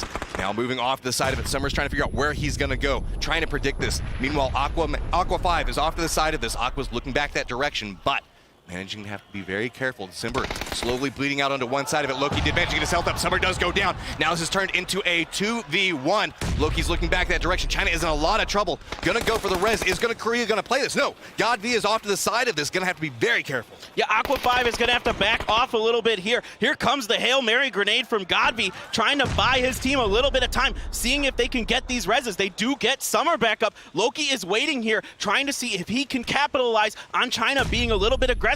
We found our final circle though, Matcham, so time is running out. It's all down to condensing towards the center. 16 people still alive. Grenades are bouncing back down that hallway, trying to connect with anything. Korea's not in the spot, separated out, trying to find different angles. You can see Japan's having a little bit of trouble making their way back towards this circle. Loki has moved up towards the high ground. This could be huge. If he manages to sneak across this, he could look back down towards him and get a ton of damage. But it's going to be Godby that's holding that outside angle. Loki does manage to spot him out. That's going to be the opening opportunity that they have. Can they line up the next shot? Just goes for the flush off of it, retreats back into a little bit more protected position, repositions off of it, actually opts back into it. Looks like he wants to go for this push. He knows he has to move very, very quickly. The circle is coming up. Gonna draw back down. Goes for the flank. Gets one. Goes for the peek back over the other side. Just decides for the flush. Does go down though. Now it is just down to one member for Korea. It's gonna be Aqua 5 slowly crawling through, but you can hear the firefight has drawn a lot of attention as Japan is just raining grenades back over here. Japan trying to find a way to get in the circle. Depth has been killed for them, but they've got a lot of smokes and a lot of cover here. Zampa trying to put some shots out. Another big grenade, but Sharky getting a knock on the Shinbi. Down goes Japan. Well done by USA, gatekeeping them. But that provides an opportunity. Aqua 5 was in a very bad spot, so now with Japan being removed, can crawl slowly forward. You can see Mad 98 off to one side of it. USA very separated out. They just got to hunt people down. But look at this. It's actually going to end up with a Team USA victory. Here we go. Team USA! Hey, we tried to do it there. That's when in Rome, do as the Romans, right? We got it. All right, but here we go. Oh, look at this. Woo. Now, me and Hypoc have been giving them a little bit of trash, saying, okay, Team USA, you need to step it up. You need to do better. To use regular. It will be Sunday tomorrow. It will be a championship Sunday. There'll be $500,000 on the line, and one team will be walking away with $100,000. And certainly, one of the Asian teams, they'll also be walking away with another spot on the bus, another seat in the bag for the World Championships later this year.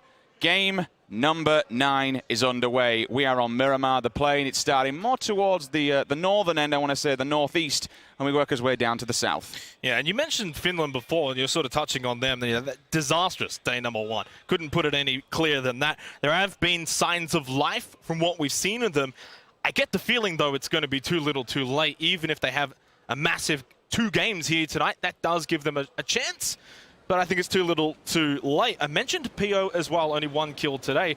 The player that was second for kills off of day number 1, Zoidmate from Team Australia, also only the 1 kill. So for those 2, the best 2 players from day 1, an awful day 2 so far.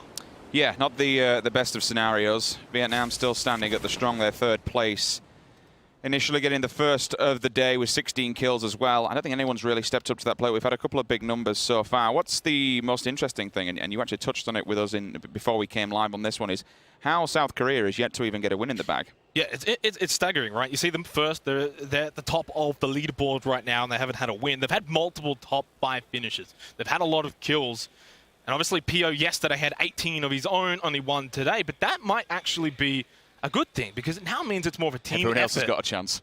well, that as well. But also the rest of South Korea has really started to stand up as Zampa's still making his way. We do have our zone that has popped. It is going to be on the western side of Miramar. At least no finicky water play here for round number 9.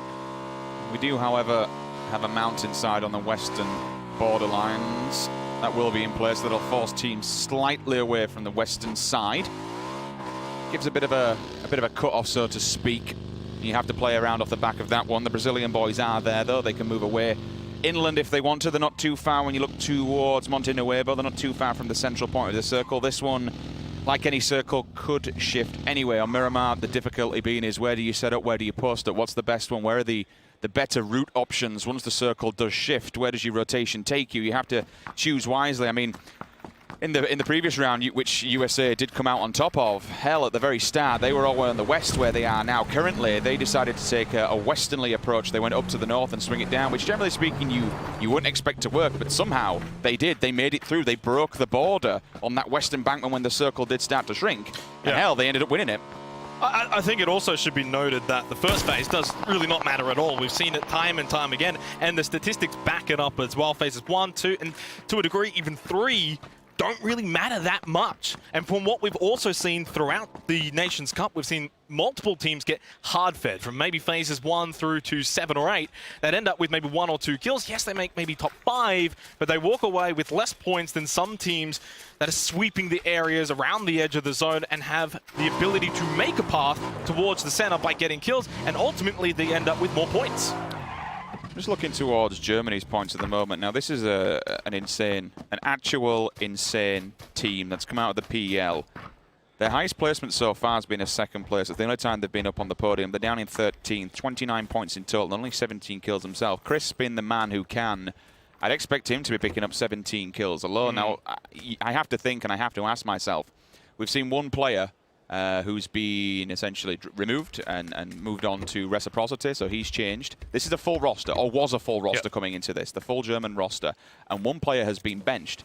Now, that must have a knock-on effect on your mental capability, right? It's a roster that you know that one of them's going to be on the bench back home when they do land, and one of them's actually leaving. Yeah, obviously. But at the same time, they've got that synergy from past performances, so that, to a degree, is an advantage at a tournament like this, where a lot of teams are mix-up caliber teams. But you are right, does that play on the minds of those two players and really the whole team in itself? And Germany just aren't performing as to how we would have expected from them. With Turkey also been a full roster, not sure about any team changes that are alluding for phase number 3, the PL on that one, but certainly there's a lot of national pride when we come to Turkey. They have a huge amount of fans and an insane player base, to be fair. And I think this goes to speak for an awful lot of these regions, you know, even the Asian region, so to speak. Pride and national pride is a huge thing in this, and the pressure that will be on to perform for your country at the highest level when you know that all eyes are upon you. Oh, I'll pause for a second. That's a pre-grenade. That's actually a pre-nade. A landmine set up. He doesn't actually find a target. Drive-by, out the side. Samsey gets the initial shot. Pio down. Initial contact, dead. The fragger from yesterday has gone. First blood has been made in its career who lose one off the bat. It's a rarity. We've seen that so far. Yeah, the nade was just too off course from the destination, which was Finland driving towards him. Great spray as well onto Pio. Okay. How does Korea respond from this now? Honestly, with how, not necessarily broken, but separated they are, you really can. I mean, you are split between the 2-2. They may try and go for some revenge, but I'd expect these players, to the level and the standard that they play at, to be too conservative. They know that you just can't extend over like that and give away kills for absolutely free. There are too many players that like to play overzealous and they get greedy. They step out on their own. I mean, Germany did it yesterday. Hell, they had the compound. They had to wait for the players to come towards them. They stepped out. They got murdered for it. They should have won that game. Uh-oh. Watch out, Thanawat. Rusty Sarah's got you in his sights. He's going to land his shots. Just gets behind cover. Thailand, a reprieve there. Could have been knocked. Even if he had been knocked, though, I still think it would have been a safer as behind the building from Duckman. You've got to keep your head on a swivel. Time and time again on Miramar, individuals will go down where they're just fixated on a player. They get tunnel vision. It's a marksman's game, is Miramar. That is the name of the game. Open fields, open hillsides. I mean, hell, there ain't really a field. The dying hay just with the burning sun and the sand pressing down on Miramar. You have to be very, very careful. Surely, in a sandy environment, your boys should be quite at home here. You'd think they would feel at home here on Miramar, but they haven't quite been performing to at least my expectations. Still better than the United Kingdom, that's for sure. And that's all that matters, really. That's a nasty shot. That's all that matters, really, at the end of the day, is Russia heading down the highway all the way from Tori Yumada. They've got a long way to go to get to this zone, which still has 2 minutes and 15 seconds until phase number 2 will be commencing. Slow start here on Miramar for round 9. I still have faith in the Russians. They're my pick for this tournament. I still hold faith, and at the moment, for anyone who did pick a European team, I'm above them, so I'll keep a hold of that one. That's one thing I got. I just think it's not a public game. That's 2BM to say, but it's a wild players game. You're going to be able to do overzealous plays. You're going to be able to pull up without necessarily being responded to instantly. We saw there's a clip currently on Reddit of Fuzzface's reaction to the Argentinian pull-up on the Finnish team, when unfortunately I think it was Sam to run himself over. Like, if there's an opportunity for a team to aggressively attack somebody while they're bleeding at the wayside, you go for the kill. You push the dagger further and you finish it off. You take the points, you clear them out. Oh, Zoidmate, he's in trouble here. Leo spotted him coming up the hill. Instant knockdown, and unfortunately for the IGL of Australia, it hasn't quite been his day at all. Even more so in comparison to how good he was in day 1. He was doing it all, really. Now he's doing really nothing. It's an interesting push to be going that far afield. They do have a decent place to Australia on the opposing hillside. I'm not entirely sure why they're trying to get deeper in. Maybe it's for a more position that can springboard them somewhere else once the circle does condense. All the teams are now inside. Russia further afield, all the way in the north. Actually, if this circle goes more towards the Pozo side, Russia are laughing because nobody, literally nobody, is on that western embankment, at least for a good 500-600 meters. They'll have the pick of the land, but again, you have to hope it does keep going your way, because that hillside will naturally be taking out on the west. So naturally, we'll be moving more towards El Pozo, or at least towards a centralized area. Aqua 5 has got to be careful here. We have seen at least one member of South Korea be picked off while they were by themselves. Argentina, though, not aware of Aqua 5's presence just yet. But it was almost a sort of similar scenario to what we saw before. Let's see what other players are condensed at the moment. Argentina, Korea split in a 1-1-1 scenario. Only player to die so far. Excuse me, nope, it's in Zoidmate as well. That's my bad. Circle, it will condense. Vietnam are behind Argentina. And what did I say? This now plays off the back for the Russian team. The circle has been favorable to them, but this is where things get a little bit difficult. You do know for a fact, because of where that hillside struts out on the west, it will naturally move away. So you have some sort of guesstimation where this should play off of. El Pozo, main city. Again, maybe you'd assume it will pull away from that. We have had urban fights. Speaking of urban fights, we might have one on our hands. USA has pulled up. Brazil, they'll have the information. And it's a 2 versus 3 here in favor of Brazil, but Sharky and Zampa maybe just catching wind of that scenario. Luckily, they didn't commit. They fall back to Bahawaka and Valiant. And the United States, I think, just absolutely got out of a sticky situation before it even happened. I was about to say that really for phase 2, the United States, like Russia, have been gifted a favorable circle. So they either got extremely lucky or they had one player on the opposing mountain side just homing in. Summer does go down. If the information was there for the USA, it's paid off. Minuru does get a bit overzealous. There is bullets from the right-hand side, but that's 2. China back-to-back. Loses players simultaneously. December 12th wants to try and get some revenge, but honestly, is it worth it? You don't want to step out on your own like that. There's so many players that'll be homing down his position. Get in the car, get to a spot, because you're down to 2 men. Well, China lose 2. They've still got Gonfi and December 12th alive. K-Mine going to pop the tires of Minoru. And Thailand have only got 2 here. Shippy and Minoru. Canada South. And over to their east, it is China. 1 minute and 55 seconds until phase number 3. As teams trying to figure out where they can go in this phase 2. Brazil, Finland, USA all in the center. The unfortunate thing for China is when we're looking at fraggers individually, Summer was on 15 frags. Mad 98 was on 12. They've lost their firepower. They've lost their 2 frontmen who have been putting them up on the table. Certainly, don't get me wrong, between December 12th and Godfrey being a god himself. They can pick it up, they can do well.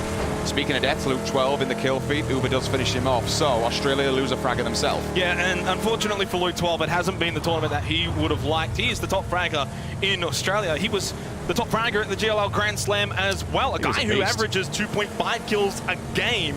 Worldwide, he is a class player, but unfortunately, this will go down as a pretty poor performance at the PUBG Nations Cup from Luke 12. Uber sticks another one on the board and jumps up to 6th place. You can see the live rankings on the left-hand side. Keep an eye on them as they do switch around. Russia again now jumps up just above Canada in a very, I will say this, 7th and above.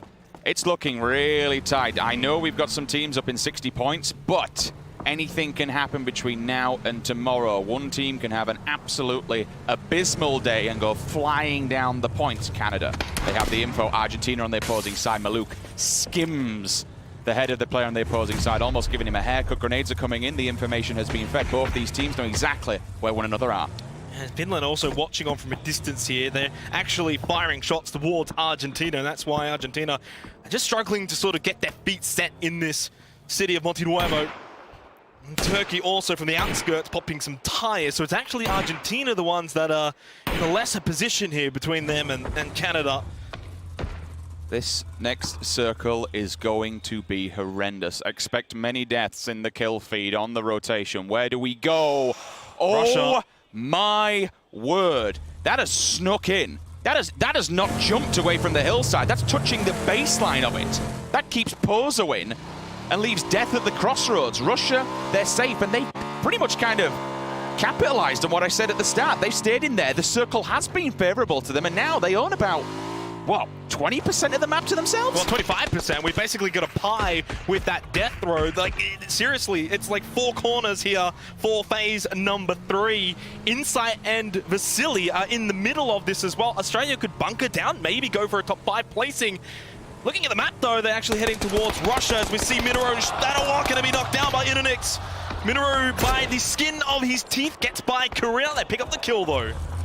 All teams are on transition. We'll try and get as much as we can on screen. Meanwhile, Germany are looking to get a bigger foothold on El Pozo. You want to try and, in these city fights specifically, pull yourself to the edge. Because if the circle doesn't pretty much fixate over the city directly, you're buggered as you try and make your way out. Urban combat in these scenarios, it's a terrible thing. You expect death from above, death from the windows. You have to be aware of it. The problem is for Germany, Chinese Taipei, they've just turned up that. They're now essentially playing the edge game. Speaking of edge, life on the edge, living out of the window. Santi says, no, no, no, my friend, you're down. And Esther not quite dead just yet.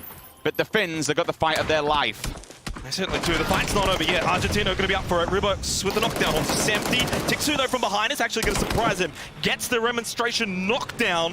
So far, it's 1 knockdown apiece. No one's necessarily winning this fight, but the backup has arrived now for Finland. What can they achieve? Feeling each other out. Low ball grenade could do some damage. Has to find one. Mexi in a very, very difficult spot. There is a third party in the distance. Stays alive by the skin of his teeth.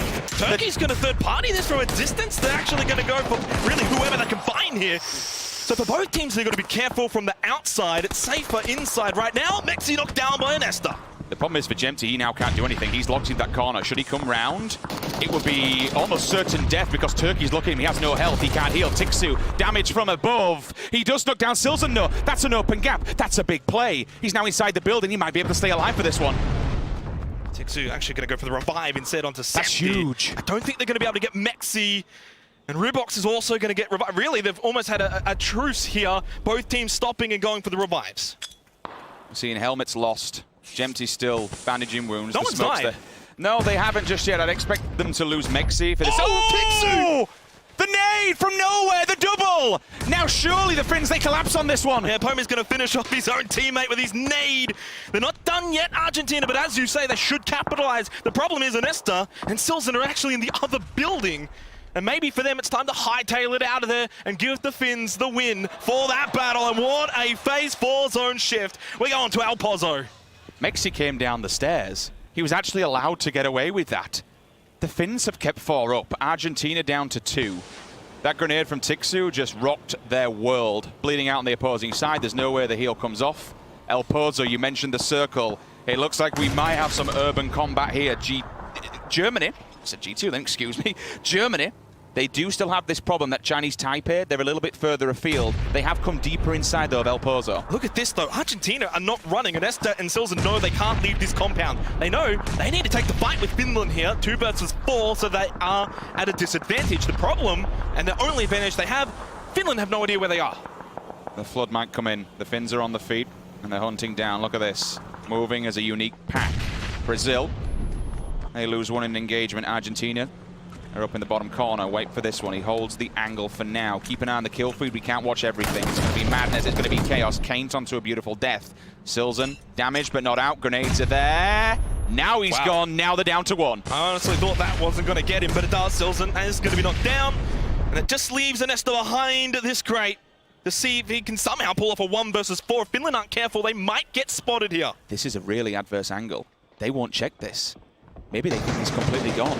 Look, they've got the smokes. They're shooting through the smokes. They're trying to find this one player. Sixmo somehow shoots his teammate in the back. Fair play. If that's how you want to work Turkey, do what's necessary. The bleed out's real. Chinese Taipei, this is a fight in the city center. Drassel onto Shippy. Uber finds Nim. And again, we can try and control this as much as humanly possible, guys. And Nesta now gives up the ghost. He now gives away the information. Mexi should be able to put this one to rest. He pulled his weapon away for a split second. Mexi hadn't got in the vehicle. They get the elimination. Argentina out in 15th position. Now over to Canada. Moody has just been eliminated by Andy, and now RDNX with a knockdown onto Drassel. Canada are not looking hot right now. I think Canada was so focused on Thailand they didn't realize Brazil was open. Their backs were open, they were completely exposed. They've stabbed them here. Maluk needs to do something. He has to keep these boys at bay. If they want to try and get the res, oh, excuse me, they can't get the res. Drassel's dead. He gets confirmed and finished by Andy. The Brazilians, they'll push up. Andy's got to be careful, though. He's just run straight past Maluk. They only have 1 left at the shack. Andy's going to be knocked down. Nice play from both Maluk and K-Mind. But Maluk going to be knocked down by Rusty Zero, who had stayed behind. And at the shack, a bit of an anchor for Brazil. It gives them a lifeline, but for how much longer? That blue has now arrived. And he's down as the only one left for Brazil. While this fight does ensure, don't forget, Thailand is still there. They can pull up onto this. They can third party and pretty much wipe out. Speaking of wipe out, Turkey's gone. 14th place for them. It's going to be Vietnam who does the job. Levi's onto Sixmo. Sharky finally finds Mexi. That's going to be the bleed out, so he must have copped him on rotation. He was damaged earlier on, if I'm not mistaken, from the last engagement that he did go down against Argentina. K-Mind just sitting in the open. I mean, this is risky, but he doesn't have the information. And Tempty going to be knocked down as well by Zampa. So even though Finland won the war, they're struggling in the battle after that war. And for K-Mine and Rusty Zero, it's really snake time at the edge of this circle for phase 4. And we are 5 seconds now going to phase 5. The United States is pretty much just picking off the Finns as they try to make open ground. It's a city fight. We are going to Pozo. Zampa, confirmation onto Jempty. That's out in the blue. It was must have been a cracker of a headshot to be able to hit him on in the open. Whether they had a vehicle or not, it's a completely different question. Now Russia, they had a decent placement, but they have the fight of their life. They have to come down from a little bit of a crevice, a little bit of a hillside. Shippy. Thailand might get both here. They're going to get K-Mine. Shippy's going to spot him. Quick elimination, and Canada out in 13th. Next on the list is probably Rusty Zero. I mean, it would be a good scalp to take, because then you know that this side of the map is clear and you can basically challenge onwards. No one's got the hangar that is closest towards Thailand, so they could make it in here. It is an open run, but the hangar will basically give them cover. It'll act as a shield from all the enemies that are deeper inside the city center. Russia and Finland, extremely hard work. Chinese Taipei can basically hold them dead to rights and just point their guns and hope that they come out and see who they get first, especially with how many engagements Finland's in. Don't know about Russia, but with Finland, if they're going to take vehicles, you have to assume they're going to be weak. 8 teams currently occupying El Pozo. That means there's 4 that are outside of the current circle. A minute and a half until phase number 6. We're 20 minutes now in round 9. And Senya, well, he's just going to send it really into El Pozo towards Kemba and Doozy. Get there safely in Russia. And they had the first couple of phases, and as I've mentioned, in the end, made no difference. Russia haven't been able to capitalize from that beginning. Tixu now, I think he's lost his back tire, and I think he's going to lose his life to shy away. Honestly, the Finns were basically just a smokescreen for Russia. Chinese Taipei was so fixated on them, Russia were allowed to sweep up and just get away with their lives. Unfortunately, it's not the same for Finland. Down they go and out they go. USA now starting to struggle. They've lost Baha. Valiant follows shortly afterwards. Sharky on the res, that should be an easy one. Thailand are inside the circle. They've already cleared out one team. If they can get another, they own the southern side. The question is where does this circle shift to? Rusty Zera, I have no idea how, has made it into the hangar without being seen by Thailand. He did get the smoke screen of essentially the hangar, so he's now hunkered down and bunkered down there. Ship it, bleed out, it's real. USA pick up another point, and the fight will continue onwards. And Thailand only going to continue on with 2 players here. The United States have got that high ground advantage, and Minaro's going to be knocked down by Michael as well. The United Kingdom got a third party. And I feel like Thailand here have just disintegrated from at one point being able to sweep the entire south side of the zone. Now they've been swept themselves. Duckman, the last one alive for Thailand, is Zempa trying to flush him out with a nade. Might still be a chance though for Minaru to get revived here, but now Zempa and the rest of the United States are pushing down because they will have to eventually push into Alfonso. They need to finish off Thailand along the way, and they do that exactly. 11th for Thailand, 10 teams remain. USA now need to make their way into the city. Michael does them a favor by putting one of the players on the back foot. They go for the res, and the confirmation from the United States is there. If you're the US, how do you approach this one? You come down to one hangar, you literally have Vietnam just staring out the windows. If you come down to the opposing side, you might have to deal with Rusty Zera. He may not have an eye line on that one. I think certainly from the direct south will be the better entry point here. The only other player outside of the zone is December 12th. He's all the way up in the north, but unfortunately Russia might have his number. I mean, technically, Chinese Taipei aren't in the zone at all. Towards the west, so that zone really didn't help them out. Now they're going to continue moving on. And guess where they're going to move into? It's basically Germany right here.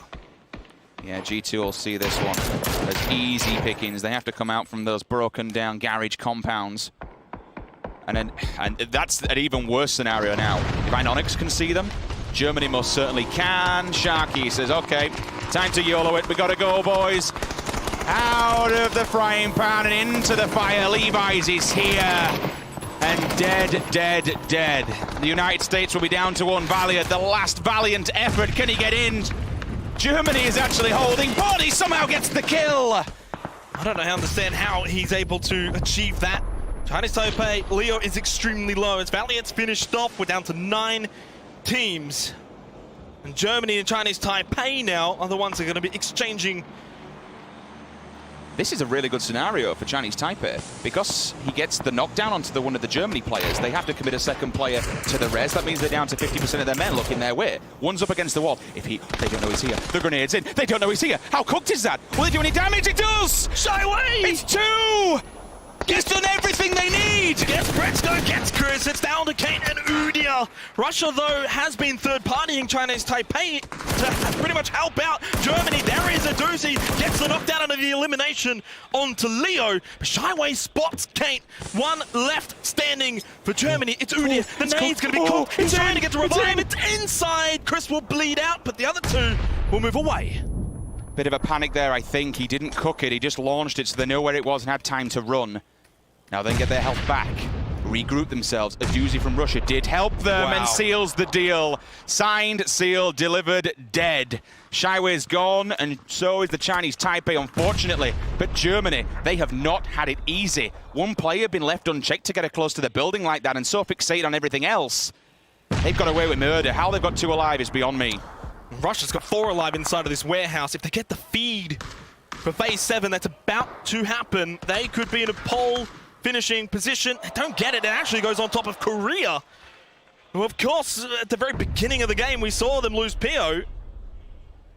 Well, they've so got 3 alive, and we know what 3 Koreans are able to achieve. The United Kingdom, though, have got also one of their best chances we've seen from them throughout the entire tournament to maybe pick up a win.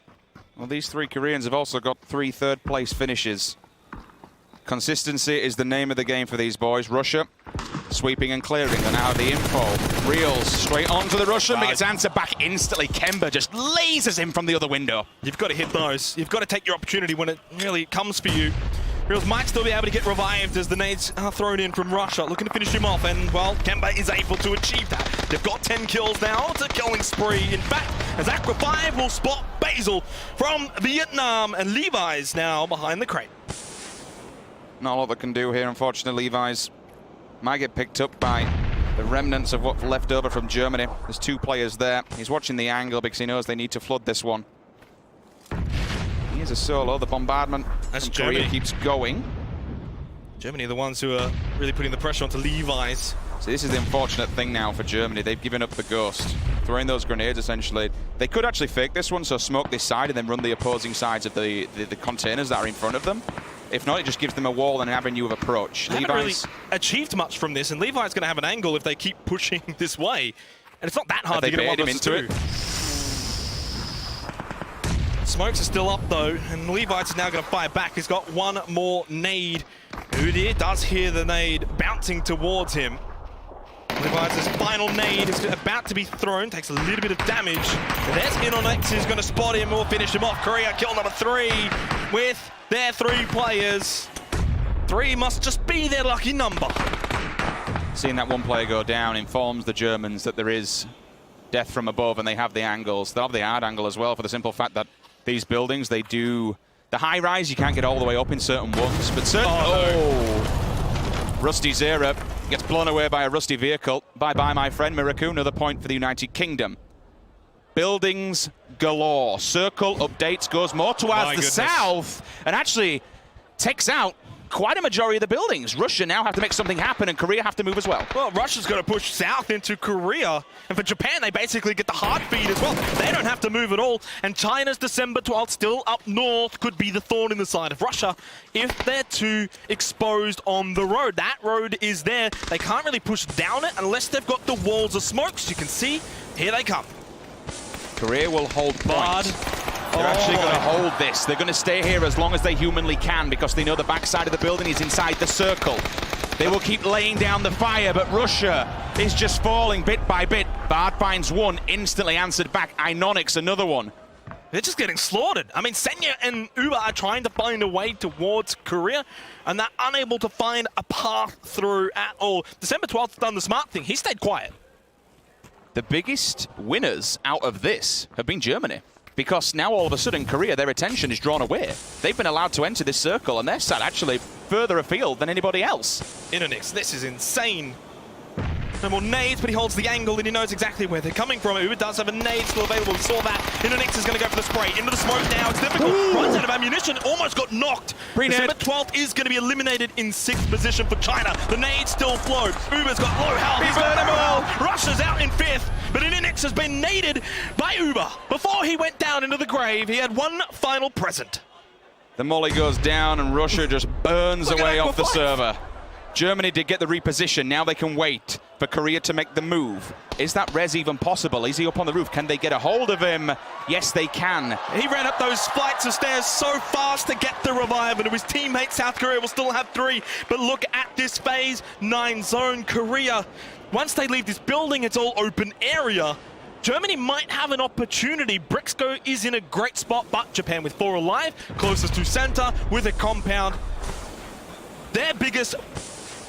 Honestly, I think surely Japan win the this. biggest thing that needs to happen is Udyr need to get towards BenzQ. Then he needs to look towards the Koreans coming out of there. InnoNX first one to fall. Depp will go for the follow-up, try and find him through the smoke. Initial grenade gets the job done. They know there's only one way forward. They're falling at the wayline. Germany, we did say they have an eye line on this. They need to get involved, and they can. And now it comes down to Loki. They're all crawling towards him, begging for mercy. Please res me. But I think the damage is done. This is Korea's last stand. Yeah, I certainly think it is. Japan, no movement from them just yet. United Kingdom are getting ready. They're also trying to get involved with taking down Korea. Aqua 5 getting revived from Loki, but how long that can happen?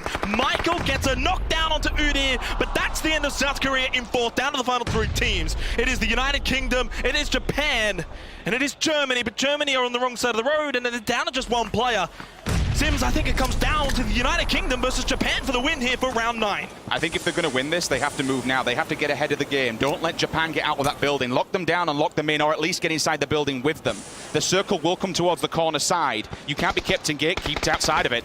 It's as simple as that. There's nowhere else to go. This blue will hurt. It will murder you. Do not get touched by it. Throw the grenades in. Hope you get a frag. Hope you get a knock and try and make something work. They are on the backlines. They are on the back foot. We saw what happened earlier on to the US in the earlier games when they breached the hospital. Flashbang. I mean, that's smart. Here comes the push. Use what you've got. United Kingdom have only got 2 players, though. Japan have got 4. Gabba's going to be at the first spot onto Michael. Just trying to run away now. Vard's going to help out. Get him down to 39 health. But moving himself, really, you've got to move and shoot in this scenario. And one thing I want to point out is BenzQ. He's crawling across the road. There might still be a chance for Germany. Oh, what a turnaround from Vard! And he just stays alive!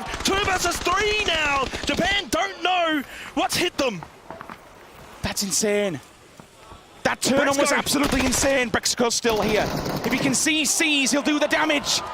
One goes down. Japan, they're being split from 2 angles. He can't be seen. The smokes are up. He gets knocked from the opposing side. The damage is there. Vard outside the window. That's still alive though, but he's on top. He gets Brexco. It's going to be a 1 versus 1. Death from above gets the win for Japan. United Kingdom falls short at the final hurdle. They can't come away with the win. It is Japan, and finally, they might just get off the bottom of the leaderboard. Japan, by the skin of their teeth, the fingertips holding on to the top of the building. 1 versus 1 for the final engagement. It was a valiant effort, an absolute damn good effort for the United Kingdom. That turn at the end was absolutely disgusting. The push-up from Germany that was allowed off the back of the players from Korea when they were fixated onto Russia was a beautiful maneuver. Get inside the circle, sit down, hunker down, and wait for them to openly come from outside. They might have picked up a points, but they definitely picked up a 3rd placement. And United Kingdom, so close yet so short in the end. They had an opportunity, really thanks to Brexco as well. And what a final finish to have. It could have been 3 different teams that could have won that in the final 10 seconds of that game for round number 9. And for Japan, much needed win as well, a much needed result. Absolutely unbelievable scenes here in South. This is it. You have to do well in this game. You have to come in tomorrow with a positive mental attitude and a boatload of points to back it up with. At the moment, South Korea, the 13 points clear. They are looking deadly. They are looking absolutely cutthroat. And honestly, I fear for the rest of the server. I think they will continue this in game number 10. The bigger picture, the bigger story that has potential to unfold. And I just want to throw this into the mix. At which point does an Asian team turn around and say, you know what, we can't win this thing, but we can win another seat. We can win another seat for our respective region at Worlds. Let's go after South Korea. Well, that is the problem. South Korea is leading that race and quite heftily in terms of what you're talking about, obviously, for that extra slot. Korea's leading everyone right now. That is the problem. So in a way, the Western countries would be almost egging them on and be like, hey, you guys want that extra spot? Please take down South Korea for us. That'd be great. When we've got Thailand in 8th, China in 7th, Vietnam in 5th, Chinese Taipei in 2nd, South Korea has a target painted on its back. I know for every other team that's looking for placement, looking for respect from their respectable countrymen, and, you know, you're playing for your region, you're also playing for a share of $500,000, as simple as that. But there is this bigger story of this spot that's up for globals. It's as simple as that. And if one team decides to turn around and maybe throw a spanner in the works, we don't know what's going to happen. It's dog world out there. Anything can happen. We do know about the playing path, though. It could have crossed diagonally, and this gives any teams that like to loot around the southern end of the island, and more specifically towards the west, a bit more of a difficult time.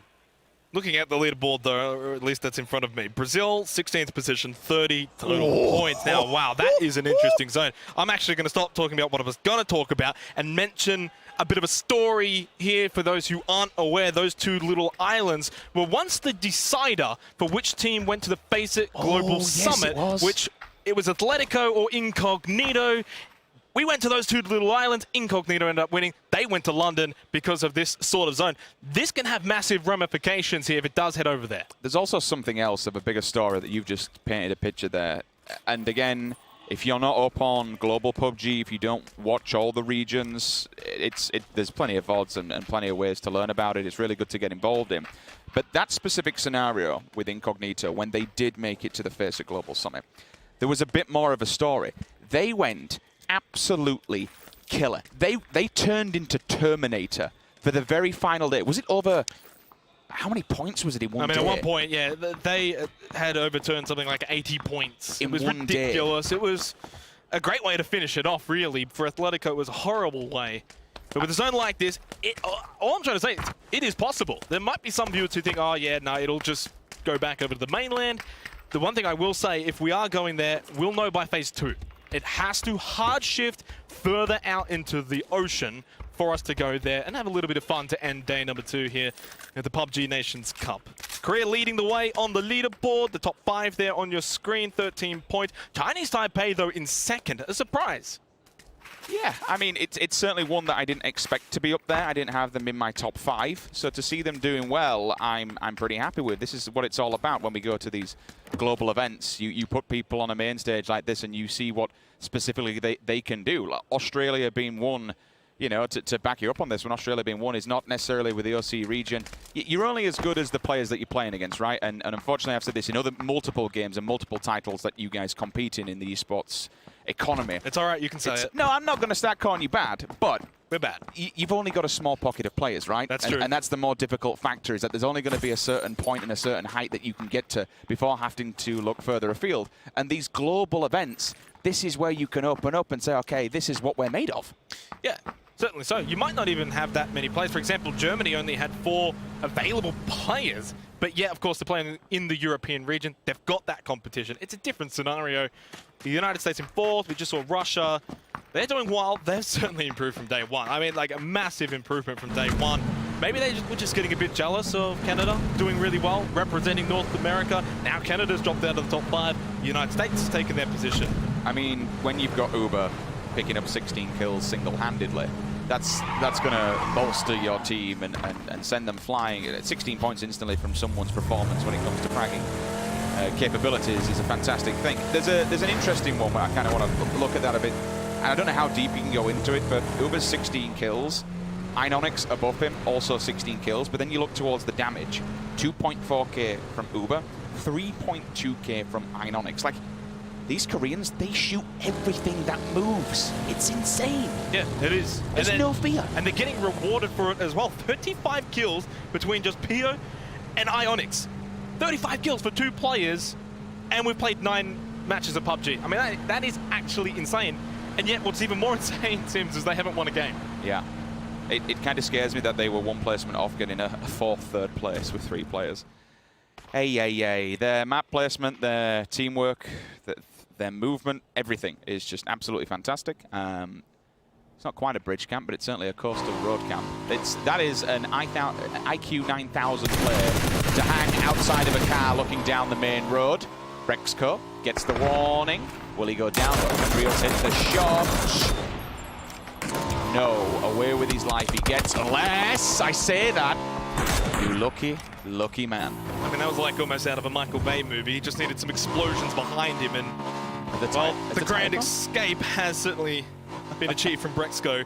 What's interesting, though, sort of going back to this Phase 1 zone, we talked about what could happen going over to the islands. What about if it doesn't happen? What if that doesn't happen, and what we're going to have is so many teams getting gate-kept because the zone is so small? I want to tell you what happens if it does. Mex is already on the islands. Oh, no. He's going for it. Well, he's putting himself in that position. He's got the boat, so might as well, because they'll control the south side of this zone, which means they've got the exit strategy immediately set up for him. I mean, this is like 200 IQ. Finland. He's got the laptop in the back. He's got the FaZe Clan YouTube on, just praying to the YouTube gods. Please, Circle, follow me now, and bring the Circle to the islands of death. Still waiting out, just scouting for teams. It's a nice play. Gives the information to the rest of the roster that's on the roadside. The North Island is the one that's more likely if we are going to be heading over there. We're going to find out in 2 minutes and 17 seconds. So, look, final game of the day for the PUBG Nations Cup. You do not want to be switching off right now. This is going to be a blinder to finish off the day. If it does go over there, there's 2 scenarios that unfold. You get a team. You get a team or 2. Yep. That's done. Oh, no. No, you can do it. And Russian driving by. No, the you way. can just bump him. Get Uber to come and bump him over. There you go, a little bit of a fix-up. No way. Oh, no way! He's actually made it worse. Oh, as if that's happened. In what dynamic? Only in Russia does this happen. Oh well, at least he gets him regardless. Yeah, there's 2 scenarios with this island, and we are talking about it because there is a potential that it happens. Once we've done with this, we will fixate on the rotations, where teams are, where they've started, where they've landed. But you either sit on the coastline and play for points. You just literally frag the hell out. Murder everyone that's coming down to the beachhead. Take out as many bodies as possible, because 9 times out of 10, there's either 1, maybe potentially 2 teams that get across to the island. China's been smart about this. They've gone to what I like to call the hook of the island, all the way up on the northern side, just where there's a little bay. get the boat secretly. You're kind of away from cover there and maybe approach the islands from behind. We have seen this happen before, but you get on the island or you play for kills. Everyone at the moment is moving just north, I believe, yep, of the main head of it, just to the western side. It's basically just get set up and hope to hell it comes your way.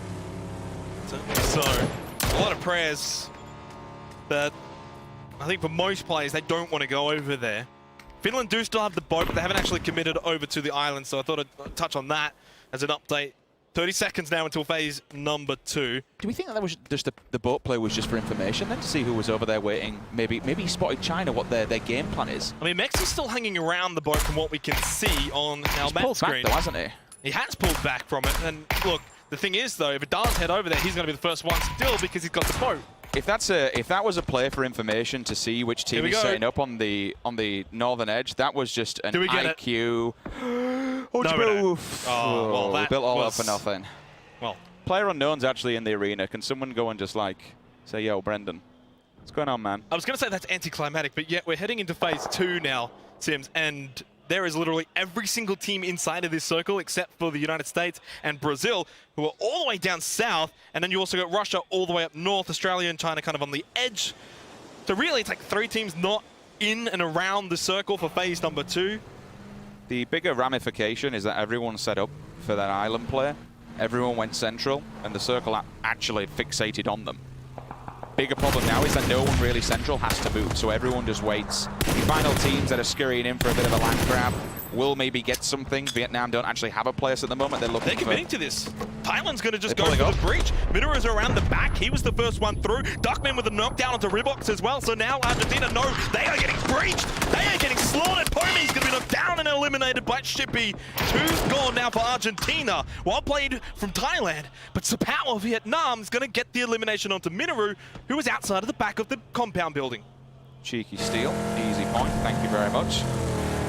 Kanawa will continue onwards. Man going back up his teammates. Make sure they keep this compound to themselves. Now Argentina's gone from it. They can clear it out. They've got a foothold. Russia yet to make a play on this one. 2 of the teams still late to the circle as per usual. Brazil and the United States of America. The US is by Puerto Parizo. Los Leones just to the eastern side of it will be home to Brazil.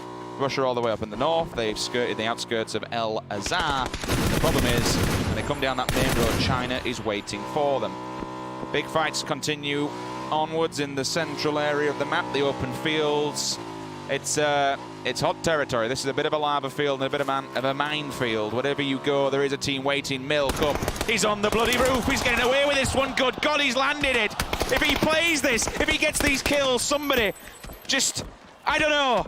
I don't even know what to say. He's frigging done it. He's done the impossible. He's gotten over the top of Argentina. The problem is he's by himself. He's got to calm things down a little bit. All right, he's made play of the year just about. If he had have got the double kill there after getting off the bike, he would have been playing the century of all time of PUBG. But now he has to be smart. He has to wait for the reinforcements, the rest of Chinese Taipei to come over towards him. He knows that Argentina are here, and here arrives the rest of his team. SR is here. Shyway is here. Now we can throw the nades, and now we can reveal his location. And Esther, though, was ready and waiting, and he gets the knockdown and the flush onto SR. This is what you'll get because there's only 2 players. They will go instantly and confirm the kills. Taps him up as he's on his way out on Esther. 1 left. Against all odds. Damage is done on the legs. He's found the target and knows the information. Milk forced to get back, get the health up. You're not going for any reses because your teammates are dead. And Esther has the fight of his life to stay in this competition.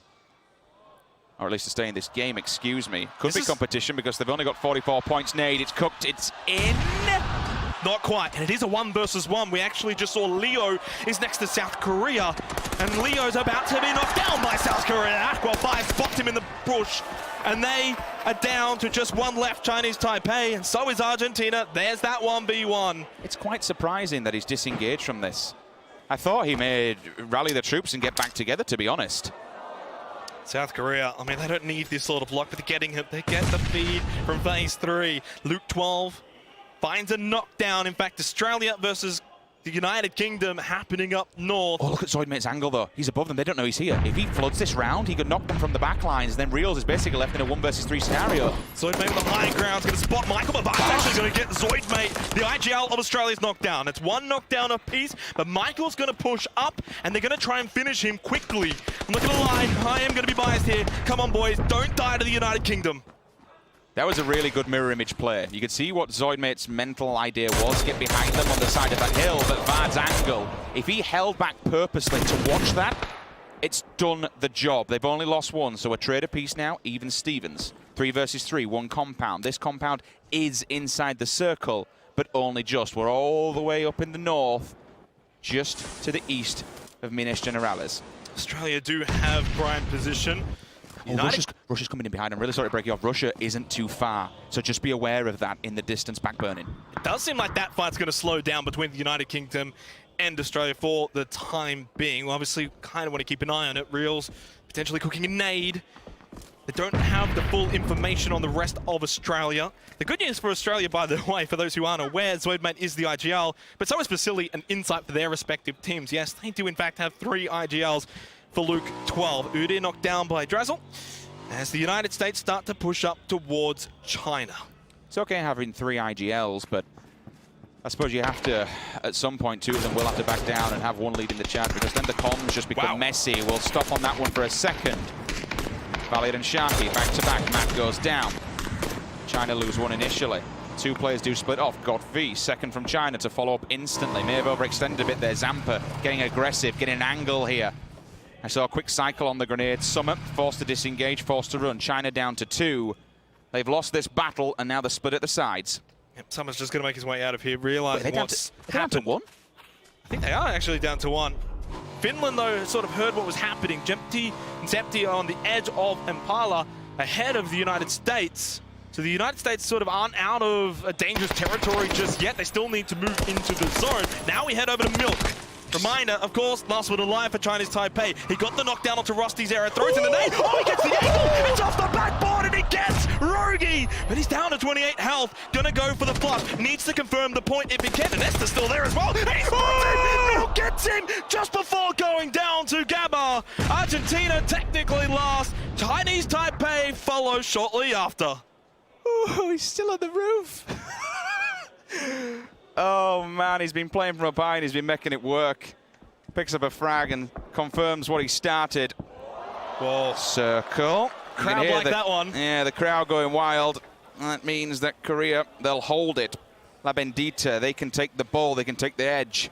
Pio will sit outside, keep a check on the United Kingdom. They have to make a move in. We spoke about Russia earlier on. They have finally advanced in, and now they're at the doors for Australia. UK may have completely disengaged from it, but now they've got a fight of their own. It's 4 men standing. Luke does answer back. Senya goes down. And we're going to switch over to the fight now with Uzi trying to respond, unable to get a knock. Reminder, very quick, they are down to 3 players here, Australia, but they've got better position. The blue zone starting to put the pressure now onto Russia. They need to move, shoot, and throw their nades and put some pressure onto Australia. As they do actually get the revive on Senya, we now move over to Sempti and Finland pushing. Depp got the knock, but it's Jempti who is able to respond. Tixu will finish him off, and back over to Australia versus Russia. They didn't go for the flush, so he was allowed to respond up close and personal. They made it happen. A doozy is damaged, but he's not out. Grenades, they're over. Australia, they're damaged. Vasily's gone. Luke 12's gone. That grenades, they're all gone!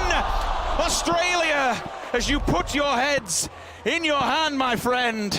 That's rather unfortunate. The grenade seals the deal on that one. They did the damage, but it's just an unfortunate set of events that they had to fight the United Kingdom. Then all of a sudden, you've got so much damage. You've committed to using your bullets, your bandages, your armor is rent. And then when a team of 4 comes knocking at your door, well, Vasily somehow from the grave actually gets that bleed out onto Kemba. Riol's going to be eliminated by Pio. United Kingdom, of course, they're down to just 2 now. Michael and Bard, I don't think that they're going to be that far away from following Australia out of this game. Doozy also going down to the blue. So for Russia, they're down to just Uber and Senya. They're just moving straight into the zone, but they're in the middle of so many different teams right now. Drazel, the nade. Can he find the rest of the United States? Zempa's already been knocked down. It's going to go in, but Zempa falls to Summer. It's actually stolen. What's the most scariest scenario about this is that South Korea have 50% of the map. They own half of this circle and they have 4 alive. It might be me with my head in my hands in a second because the United Kingdom, they're being gate kept. No one can get near. Look at this. Literally, they can't get anywhere without meeting a rival who's playing edge of circle. Ionix and P are holding them dead to rights. Vietnam, they're in a bit of a difficult spot. There's 4 teams behind them. Russia's in front of them. Canada, they're breaching. We've got several teams here as well. All the way on the eastern side, it's a goddamn mess. This is going to be manic. Yeah, there's 5 teams actually all the way out to this eastern side of the zone. I can only imagine 1 or 2, if they're lucky, will actually make it out of this situation. 45 seconds until phase 5. The nade is going to fall short, or maybe further away of the mark of Canada. Maluk still low, unable to get the heal off. Turkey lose a member. Canada's still got 4, but they need to find Germany here and quickly. Thailand, Russia, Vietnam, Canada, Germany, they're all in one area, they're all fighting for one building. The last stance over here in the corner, the United States, they will fall. That was on the outskirts of this one as they were trying to make a rotate, but we do see Turkey. You can't disengage from this fight. It has to happen. If you want to stay alive, you have to take it and go now. Kane's gonna get one, but he can't quite get the second. Drazel and K-Mine respond. They both get a knockdown each onto Brexco and Kane, but here comes the blue zone. It has arrived. Now they've got to move and shoot, and it's when the Slaughterfest will begin. Maluk finished off. Moody's going to be knocked down. Korea get the zone again as Levi's goes down to the blue zone. Maluk's going to be eliminated. Vard knocked down by Thanawat. It's chaos all over the map. That's pretty mental because Thailand actually have an island in the United Kingdom. They've been trying to make something happen up against South Korea in the hillside just past Bendita, but now the third party's coming. He's been knocked. Michael will be under fire. Keep an eye on the kill feed. The United Kingdom, they might be going down very shortly because the blue's on the back. China, they're the first ones who do fall in this mass engagement.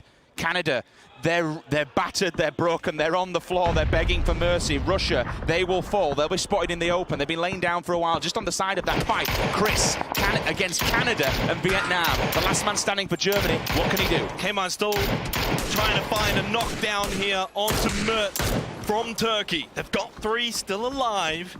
It's hard to imagine that Canada, Vietnam, Germany has still got 3 teams around this area of the map. Basil knocked down by Drazel.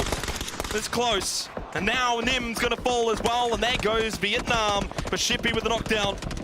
It's okay for Canada. The smokes are there. Well, where do they go? It's open field. This is literally the nowhere. 1, 2, 3, 4 teams are looking. Firing range. Everybody who's on the outside is literally about to die. It's rather unfortunate. Chris, he's the first one to fall out of this pack. Germany, they go down in 9th. Canada, they're watching, unfortunately, Drazel just bleed out in the blue. There's nothing they can do. The United Kingdom, they could be quiet about this one. They could wait. If they got, they can go. Canada. How have you got a vehicle? How have you got a vehicle? Where has this come from? Canada. And they're going to try and cross the border because that's what they need to do. They're also going to cut across this road to get onto the other side. The side of South Korea. Unfortunately, that vehicle doesn't even get them into the zone, Sims. They can't even get into the zone, let alone crossing the road. Because we know phase 6, it's likely to go to Korea again. Skirting on the edge. Just in a headshot in the distance. 3 teams have an angle. Japan now. Turkey's here, knocking at the door. There's the initial one. Turkey, it's Iroh. He's by himself. Can he 3v1 this? This is what you have to do to survive. Well, he's already gotten 1. He's got Gabba and Shinobi still remaining. Japan actually didn't have bad position inside of this valley. They're going to take him one at a time. Gabba's got a nade available. I mean, an underarm throw, get towards sort of the tip of this defilade. They overthrow by a mile. It's not even close. This is a different area code, and Gabba's down to just like 5 health. Shinobi's got to push, but you said they're going in 1 at a time, and that's what they're doing wrong. But they're also not underarm throwing. There is, well, that's better. It's closer, but it's not enough. And there goes Canada finally. It's Thailand who pick up the double kill. Duckman and Thanawat. We have to go back. We need to see what Ira's doing. This is a 1 versus 2 scenario. He's already clipped one of them. Circle, favorable. Not really to anybody. Korea's there, but that's because the amount of numbers. There's the second. They're going in 1 by 1. Can he get the third? This will be a 3v1. He ducks down. He re-picks. He gets it! 3 versus 1. Turkey stay alive. By hook or by crook, I have no idea how. But Ira, he just destroyed them. He gets Turkey into the top 5. But now Thailand have got to be able to get into this zone. There's only 2 teams inside of this zone. It's Korea. It's Brazil. By the skin of his teeth, RDNX has found a little hut of hay bales to hide behind.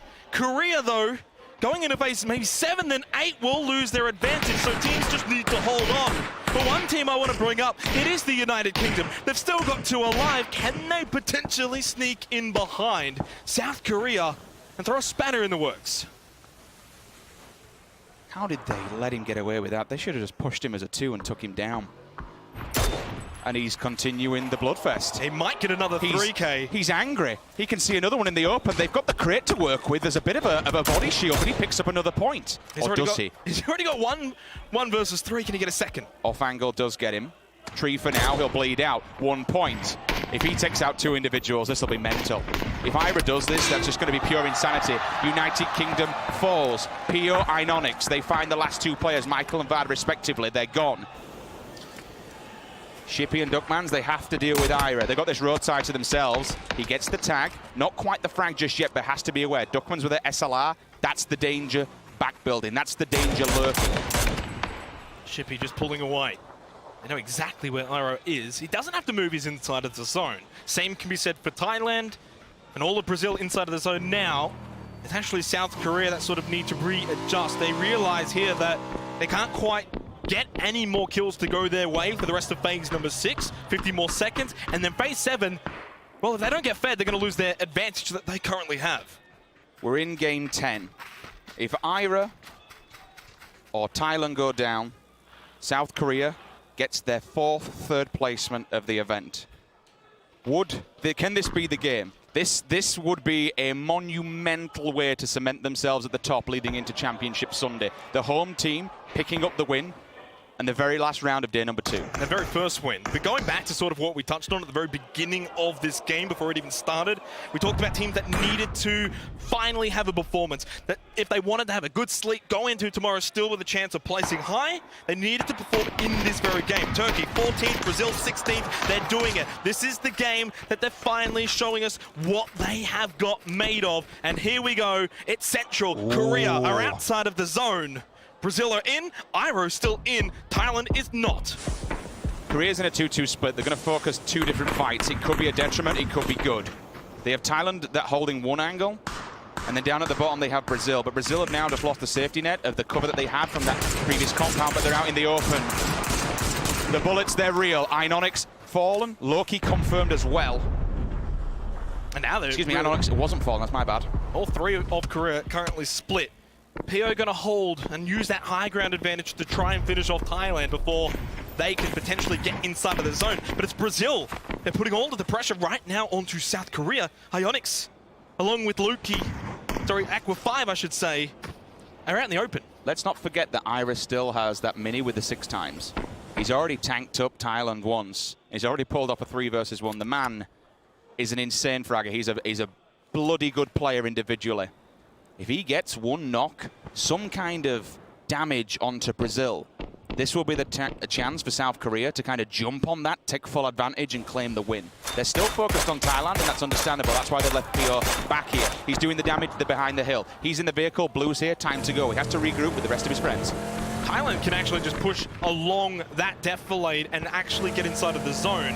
Iro pushing though towards Brazil. Brazil probably don't have the information of Iro in the same way that Thailand definitely do have.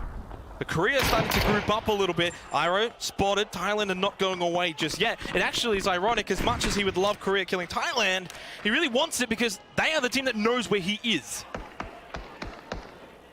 And they're starting to push towards his direction now. Iro has to get these. Oh, the headshot from Duckman though puts him in his place. And he's got to heal up. The nade's been cycled. I don't know if it's been thrown. Shippy's actually taken full advantage of this. He's pushed up. Turkey's gone. There it is. Throws it Ira's way. Now Brazil have 2 players that are going to lurk. South Korea can actually sit down because of the defilade they have. They don't have to expose themselves here. I suppose that could be said for a lot of teams, but honestly, Duckmans and Shippy could essentially dictate how this game goes. That's the first knock. Okay, the road to victory, the road to the chicken dinner has begun.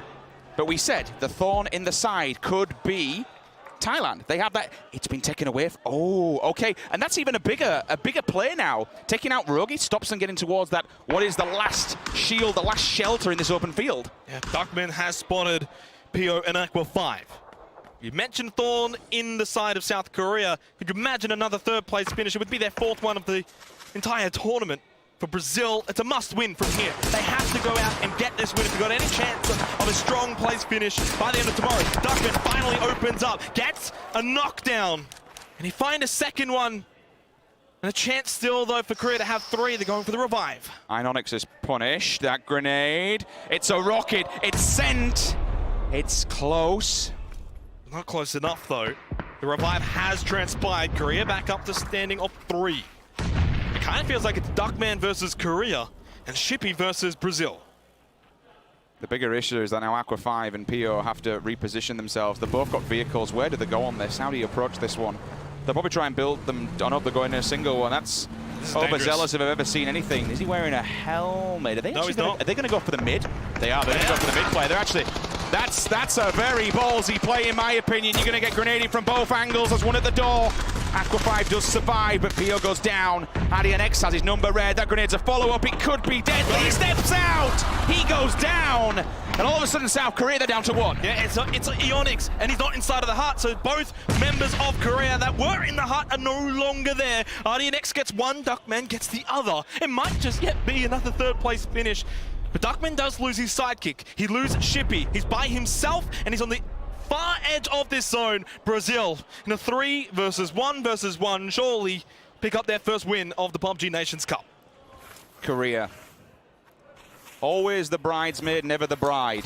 They just can't seem to get a hold of this win, but we have seen more wilder things happen. Inox is an insane player, but there are 3 players from Brazil staring down the barrel. He's 8 HP. Surely he can win this. Rusty Zera says no. This could be 0 to hero. Remember, Brazil, they came into this with a very, very mere 30 points. 16th place, bottom of the table. If there's any time to jump up into the big leagues, it would be now. This win would be fantastic for their momentum going into tomorrow. Duckman is low. He still has a first aid kit, but he wants to get the knockdown, and he gets it off to Andy. Now it's a 1 versus 2. Duckman is literally the best player in Thailand, but NZXT, he's pulling up. What is he doing? He can't let the shot. What's he doing? What is he doing? Knocked down by Duckman. It's a 1 versus 1. Duckman versus Rusty Zera, and he's running out of room. Imagine if Brazil have just thrown this. Imagine. What the frig did you just do? Both are going to have to move at the same time, though, so it's a bit of an even play here. Rusty could actually even use Andy as a shield. He could crouch behind him, 200 IQ, but they're going to have to move. They've got to be aware the blue zone is right behind both of them, and boy, it's not going to tickle. Rusty Zera. He's calling in the mindset. He's calling in the help from Cold Zera from another game. He needs that aim. He needs the Gskill right now. Looking across. It's Duckman! Oh my God! 3 versus 1 Brazil! They ballsed it up! Are you serious? Thailand! Duckman! What have you done, Brazil? That could have been yours! What a way to finish off the 2nd day of the PUBG Nations Cup! We're not looking for montage clips, we're looking for money.